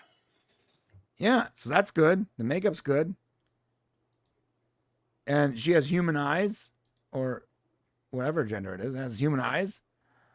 Well, they said daughters. So. Okay, so she has human eyes. So that tracks because they have like the snake eyes. Another reason why I don't know how it makes sense, but they have like the snake eyes. She has human eyes, so it works. She has like instead of scales or whatever, it's like the shape of the krill head, but it's like human skin. Very cool. Yeah. All that Her works. name's Anaya. Yeah. I like of course, she's the reason why this episode's named Gently Falling Rain, because that's what it means in Krill. Oh, I see. I like their interaction. I think Seth, by the way, Seth did a very good job this entire episode. Great acting for him, right? Let's give an upvote to Seth because he acted his butt off this time. I almost said something else. Yeah, he really brought it this time. I'll give Seth an upvote. Yeah. All right. There we go. Makeup is really good on the krill. It's really, really Right, well done. very deep. Yeah, it's like they're all so unique. Oh, this is crazy. This was crazy. Like I love this idea that nobody's ever come up with. So they had an abortion illegally, right? Mm-hmm. And then their punishment is that we're they not have there to. yet. We're not. No, there that's yet. what's happening right there. No, we're still talking about they're talking. Oh, about what's the the kid. wrong ones? I'm sorry. It's another female crow. Sorry. Yeah. What I was gonna say was the krill all have like different markings. Like they have a lot of very similar things that make them look like krill, but then like they have really different striations and wrinkles and stuff that make them look very unique. Yes, I think so too. All right. The detail. All right, so they're all there. We're going to war, man. It's a battle. All right. So this is when she's going to do the abortion thing. Man, this entire video is going to be just a yellow check mark. We said Hitler and abortion. I know. Well, hey, the Orville made us do it. But here's what I would say is this did get a downvote from me. Because hold on, we're getting there. Here we go. Okay. No, not that. Just before that, it got a downvote. Oh, okay. And the reason why I got a downvote was because I felt like it did get too heavy here. So we did like political posturing, elections and all that stuff, and now we're doing abortion. Now we're doing abortion. Yeah, I agree. I'm giving a downvote and too. I felt like two messages in one show. I understand you want to bring it, and I love it. I feel like it's been brought, but I did feel like that was a little too heavy. And we probably should just stick to one message per per side. And, if you're going to beat up on the conservative viewpoint, which is, it's your show, do what you want to do. Just spread it out a little bit. Right. Although excellent timing, because aren't right now the Supreme Court is like dealing with this issue, right? Right. And what's interesting is this was done a long time ago. So, the timing is just really on point. Yeah, really well done. Really well timed as far as like being in the zeitgeist. Yeah. Yeah, so interesting. This is an upvote. Fantastic. Yeah, I thought they were gonna kill him for Right. aborting their kid. And instead they're Right. like, here's what your kid can look like. Hey, I think the Orville just solved this problem. So I think so too. I'm really worried that I'm going to piss people off right now. Not my intention. But let's say we allow abortion, but before you go through with it or you sign the paperwork, you have to see what your kid would look like in the simulator. Like, this is your child. And then I think that's the point. Yeah, because but they're showing them the kid after the fact. Afterwards, as right. punishment. That's the punishment. Right. I'm saying, that's not really that bad of a punishment. Maybe it's to deter it them. is. Maybe it's to deter them from future abortions. Or it's just punishment. You just now have to face the child that you didn't make. So how about that? We can solve the problem here. Like, instead of just signing a piece of paper, okay, all right, you want to get an abortion? Cool. This is what it would look like. I mean, that's if they had that ability to, and it goes further. I mean, I'm not going to get on the abortion thing here, but when does a child become, a person? Having the ability to like create an actual, exactly replicate what your child would have been is pretty crazy. But so maybe I thought about it. So maybe in like 150 years, when we have this technology, we'll finally be able to solve the abortion problem. Well, what you're saying is the abortion problem. Sorry, the abortion argument. Right. What you're saying is that for the people who don't want people to have abortions to win. So that is what you're saying. So, what? Because if they were to see that, then they wouldn't have abortions anymore. No, I know. I think that like if you were able to look at that and still be like, yeah, I'm good. Yeah, kill it or whatever. Yeah. Oh, okay. All right. Well, that's on you. So that would be okay. Right. Yeah. But you have to like see what you're giving up before you give up. I'm pretty sure no one would agree to that. Yeah. Be like, yeah, I'm good. I don't want to see that.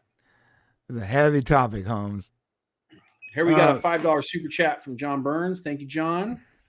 At Shane, do the Krill murder their offspring who have birthmarks? See my comment above. Oh. Yeah. Oh, I see. E-comment. At Brian suggesting that Taylor wanted more of Ed. And Shane is reminding us of the great line from Die Hard, only John could make someone that angry. Ah, okay. See my comment above. Nice. Now Thank you're worried about pissing people off. Oh, yeah, right. Exactly. Now, finally. I'm always worried about it a little bit. I don't want to offend anyone. But I also don't care about most of any of this stuff. And it's hard. Nowadays, I feel like people need you to care one way or the other. And if you don't care, you're going to piss off one side or the other, That's a good point. Yeah. And I just don't. I don't care about any of it. I have my own beliefs, and I follow my own rules, my own in Brian universe canon. And I don't care what people do in their own individual universes. That's on them. Yep. That's the way I look at life. And I think that upsets people when I say that. I don't know. Well, it can't upset people that you say that I'm sorry, but if saying like, you do what you want to do. That's cool. I'm going to do what I do. If somebody is upset by that, then they need to go. You do a self-evaluation. No, but people do get upset by that, like for sure. Well, that's what I'm saying. Those people, whoever says they're upset that you just want to be your own individual, then they need to go self-evaluate. That's true. So abortions are the equivalent of watching lung cancer victims talk about smoking on TV.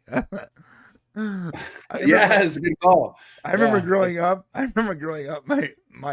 My biological mom, who was a heavy smoker, would like tape the commercials so that I would never start smoking. And she'd be like, "Look at this, look at this." And my biological mom was such a heavy smoker. She sounded like this. "Look, Brian, let me show you this right now." And so I'm like, "Mom, you tape these commercials, but you're still smoking 3 packs a day. So you want me to be better? I get it, but like if you know what the problem is, stop." And by the way, Mom, it didn't work. Stop it, Brian. You don't want to look like me. She used to tape the commercials where Stop it's like, it. "I once had a beautiful singing voice." Now my face looks like this. My mom would be in our closed house smoking a cigarette, being like, watch this commercial. Like blowing smoke at you. And I'm like, "I think I'm gonna die before you do." She's like, secondhand smoke. It's not true. This is why you should never smoke. I'm like, "Mom, this is your kid. This is your kid on a frying pan with butter." I remember that too. This is your brain on drugs. And it's like, yeah. I'm like, why am I hungry right now? That was great. Dude, the war on drugs we were not successful. It worked. No. How did it work? Just say no. Just say no worked. What do you mean? Just say no. This just in, weed is now totally legal in 47 states. Right, but in the 80s, we lost the war on drugs. The kids of the 80s were not your drug addicts of the 90s. You're right. They were all like cokeheads, right?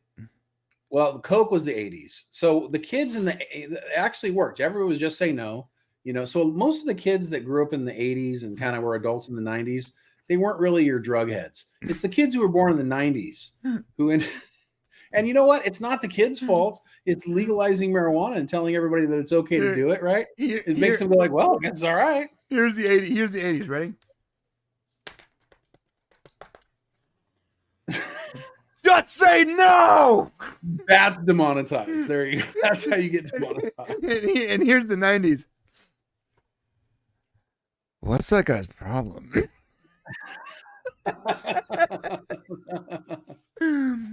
And in 2000s, all about like ADHD medication, right? Like, yeah. Once upon a time, we were doing an Orville review, and it was really good. It's your fault. You got me off time. I know, my bad. Yeah. So they create a simulation. They can see what their kid looks like. Now while I upvoted this scene, I'm gonna downvote Ed's reaction. Because he's acting like this is absolutely like horrible. Why would you do this? I don't. Yeah. But why are you downvoting? Because his reaction is overblown. What do you mean? Like, if they were killing them, then his reaction would be reasonable. What if Ed believes in abortion?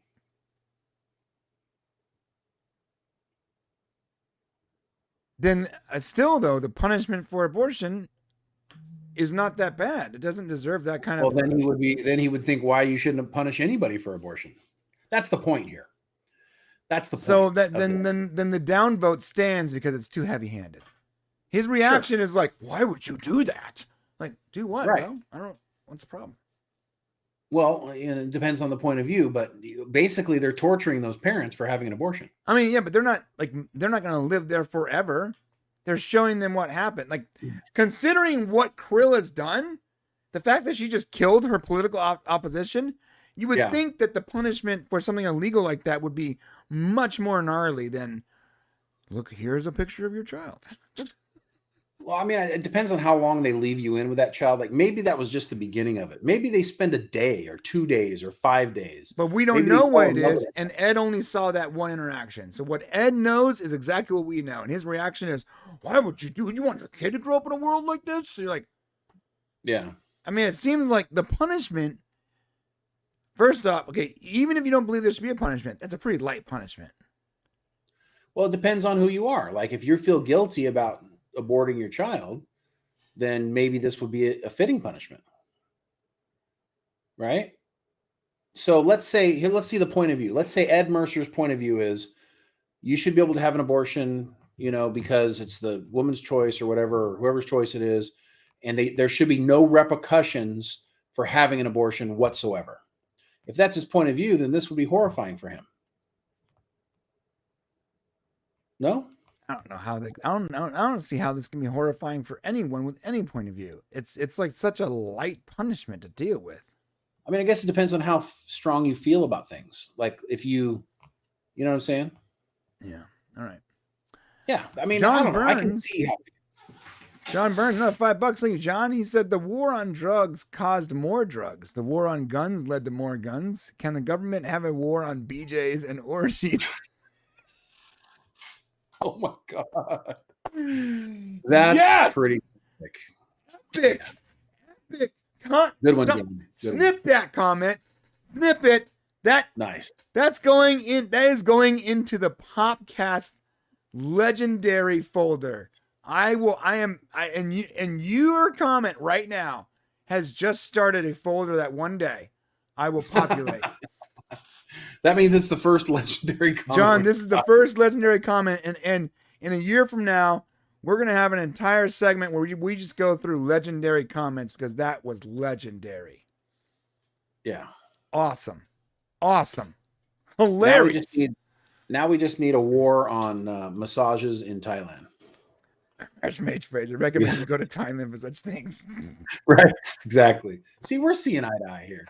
I didn't know Thailand was so bad. I thoroughly regret my statement now. That says a lot of good things about you. The fact that you didn't know that. I didn't know anything about it. All I know is when I go get a massage now, it's like $150, dude. Yeah. All right. But are you happy at the end of it? What? Are you happy at the end of your massage? Oh, I see where you're going. I didn't say anything. It's a simple question. Not for $150. That's like $500. So yeah, we need John Burns' war then. This is a cool shot, by the way. Very cool. Lots of hexagons. Yeah, lots of hexagons. These guys have been out. They've been out there fist pumping for like an hour and a half now. Krills can go all day, man. Someone with some After Effects experience, please do this for me, okay? Oh God, I gotta wait now. All right. Someone take this scene and just make them all be wearing red hats. Please, someone do this. Do it for me. It would be funny. It would be hilarious. That'd be great. Fracture Vision. See how the discussion this show creates. Yeah, it does. That's great discussion. 100%. All right. So they're gonna kill him. What was it? Order 21 or whatever? Yes. All It right. was Directive 21. Directive 21. Cool directive. All right. Now, see, that's not all the ships. that's a lot of a ships, lot of- bro. That's like a lot. Identity Part 3, dude. And look at, they like immediately start destroying ships though, right? They must. I mean, they're shooting at each other. Yeah, it's like Red immediate. alert. I mean, how many people died so that they can like sneak them off the planet? I don't know. People go to war for strange things. That's true. Like the war on drugs. I can just imagine some 80s ad executive. Just say no. So we can get more. Have a good one, John. Thanks. Later, Johnny. Make Krill great again. Oh, so this is the scene. Sorry. Directive 21. John and Claire are dressed up as Krill. What was it called? That's fantastic. Microsurgery Directive or whatever. 21. Oh, yeah. I guess it's like micro lasers or whatever it is. I love this. Trust me, Mr. President. I'm much better looking in person. And yes, Penny, yes, you are. It's true. All good graphics, really good graphics. I love this scene, them flying through. It's hard to argue with that. That's pretty great, yeah. I love how they're kind of just going through and everything's kind of happening. Yeah, really cool stuff. What's next here? Let's get to the next milestone. Look at John. Go back into John's face right there. That was great. Oh, whoa! You know, it's so funny seeing them in these as makeup because you can see the character, you can see the actor through the makeup, you know, so well. Yeah, he looks great. I can't wait to interview Jay Lee too. Yeah, that'll be fun. All right. Our next interview hopefully will be Ensign Charlie Burke. Oh, good. I have some questions. Okay. Yeah, so many ships are exploding here. This is like a massive loss of life. Yeah. I'm not gonna downvote this again because I already downvoted this I sort of already downvoted this, so I'm not gonna downvote it. But this seems like a big battle that we're not witnessing. Like we're seeing parts of it. Like there might be too much going on in this episode. You know? Mm. Well, I mean, that's why I say it feels like a movie, because that's how you would do a movie, you know. And maybe it's hard to Maybe it's hard to. I mean, you got to remember this is over an hour long. This episode, it's like an hour and 4 minutes, I think. Mm. I mean, compare that to it's double the length of any Obi-Wan Kenobi episodes, you know, and you can have more epic things if you have a longer runtime. What's that? That's not saying much though. Obi-Wan is like, why?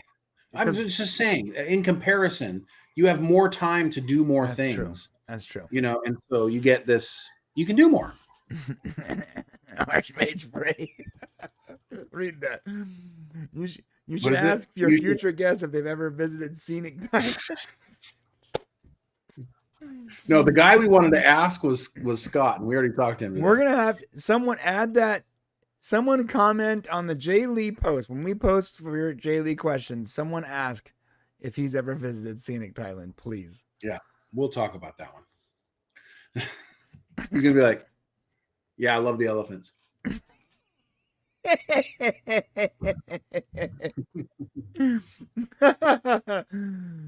There's a giant battle. This battle is like huge. So yeah, maybe it feels like a movie, but it also feels like there's too much crammed in one episode. If I'm being honest. Okay. They get aboard the ship. Now they're back at. Love this. Graphics look sick. Yeah, I really like this. Is not criticism, but every time we see Earth, it's always like around this time of the day, like the dusk time where the light is hitting the buildings and them. Why ruin a good thing? Right. Yeah, you might as well just always show us the best possible picture of Earth. Yeah. I love the chairs. You know what's funny? You see these white chairs back here? Mm-hmm. At our office, we had a couple of these a long time ago. Oh. And they were like annoying. You couldn't stack them. You couldn't. They looked cool as hell, but you can't stack them, and they don't fit in a good place, and they don't have wheels. And we ended up just putting them in the back of our little shop, and someone stole them.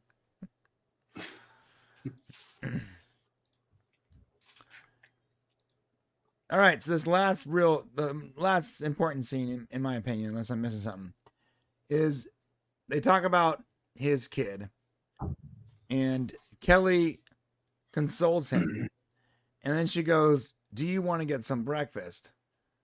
And they walk away, arm in arm, right?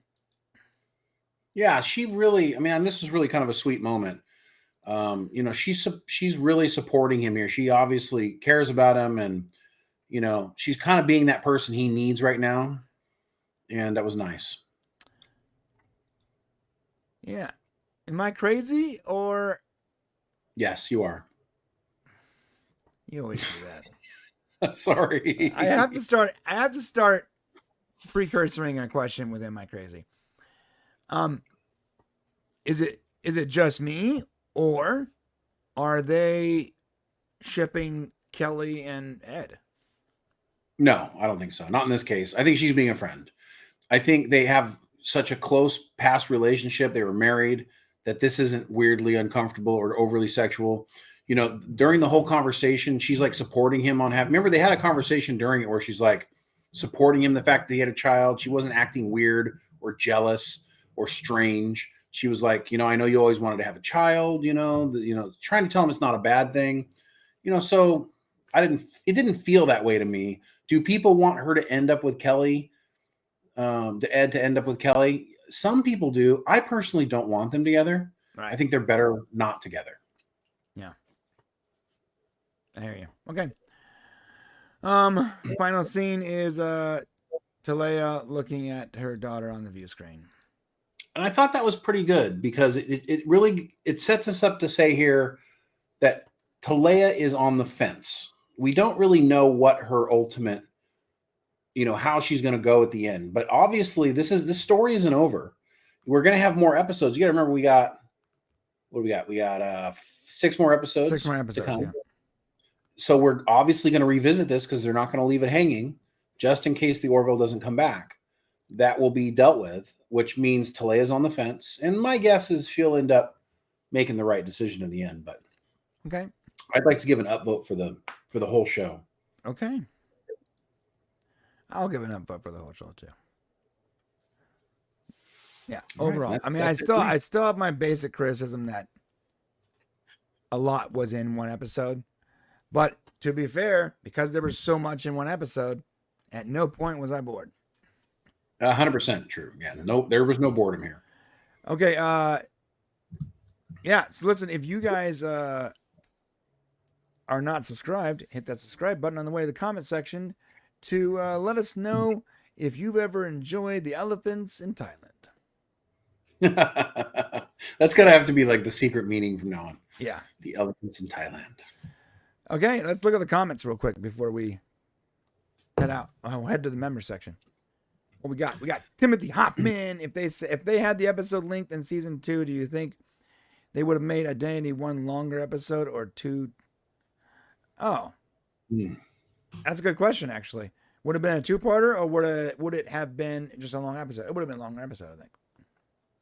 If they could have, yeah. I mean, they probably wouldn't have made it a 2-parter. Yeah, it would have just been one long episode. Yeah. Let's see. The Fracture Vision, the contrast in color is weird in this scene. I think he's talking about maybe when they're on Earth. The Earth. Yeah. John Burns, at Shane Above. That might have been a cool light ship for those who could have seen it. Too bad they couldn't. But I'm thinking with the cloud cover, the Krill could make up any story they wanted to. Not sure, I missed that one. But anyways, we had some good laughs. That was fun. And then we got it's an 8, so why not? Yeah, our overall score is an 8. Not bad at all. I mean, it's the best since the first episode, I think. I really like episode 3, man. Yeah, episode 3 was probably the best, but it got a lower rating because there was probably less to talk about. It was also a shorter episode. True. And I think this episode was the most grand, was the most epic episode so far. Right. You know, as far as so many things happening. And I think it was Seth's best acting. Yes. There was a lot of big things here. Yeah. And that's the kind of thing, each episode's different in its own way. So I would gauge this one as being, for me, the second best episode story-wise, but probably the best episode from the production team as a whole. Okay. That's a good thought. Timo said, I liked all episodes so far, but every episode felt like it was either a little too long or a little too short for the story. Yeah, for the story. Right, like this episode was more than long enough. You know, hour and 20 minutes, but it felt like they crammed too much into it. So maybe if it was an hour and 45 minutes, it could have been, it wouldn't have felt so compressed. Perhaps. I don't know. Mm. Yeah, it does make for good watchability. That's very true. Okay, so my friends, we are heading to the members. Unless you got something to say, Shane, we're gonna be heading to the members section pretty soon. No, I just want to tell you guys, thank you for coming. We've been on for a little over 3 hours now, live. We won't always have 2 shows to review, so this is kind of special right now. But thanks for sticking in. For all you guys who watched through the whole thing, we really appreciate it. Yeah, come back next week or visit us in the members. Yes. We're going to the members section. Before we do, please hit that subscribe button and like button and all those buttons down there. We really appreciate it. And if you want to join us in the members section, we are going to be talking about Sonequa Martin Green, Discovery Season 5. And wait for it. She said, there is an unexpected Star Trek crossover. And more Tilly. Oh. Ugh. Interesting. And we're also talking about Zack Snyder's thoughts on Grant Gustin replacing Ezra Miller as the new Flash. I like it a lot. And we're going to be teasing a little bit our video coming up on... May Thailand be with you. Thank you. We're going to be teasing our video for Sunday morning. Time to rename the member section Thailand. Please come to the member section, Fractured Vision. We need your comments. That's great. Oh, man. And we are doing the legendary comments. We're going to start saving the legendary comments from now on. Because that's going to be a great segment. Anyways, thank you, Timo. You can get there by going to popcast.co/join. There is also a link in the description.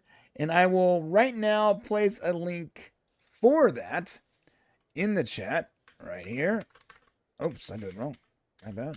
Oh, jeez. I pasted it like 6 times. I'm sorry.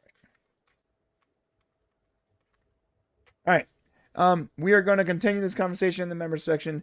If you guys want to come. If you don't, that's cool. We'll see you guys tomorrow and next week. Same bat time, same bat channel, all that good stuff. And we're off. Bye, see you guys. We love you. Have a good day. Have a good day. Have a good day. Have a good day, Brian. I'm not joking. My biological, for members, I have 2 moms, stepmom and biological mom. My biological mom wasn't really around a lot when I was young, right? Yes. But for the time she was here, she really wanted to like compress all of her motherly knowledge into like the 1 year she spent with me, right? Nice. And she did this thing. I'm not joking. She smoked like crazy, and she would literally like record on a videotape like PSAs about drugs and cigarettes and what not to do, and she'd be sitting there smoking a joint, telling me to never do drugs.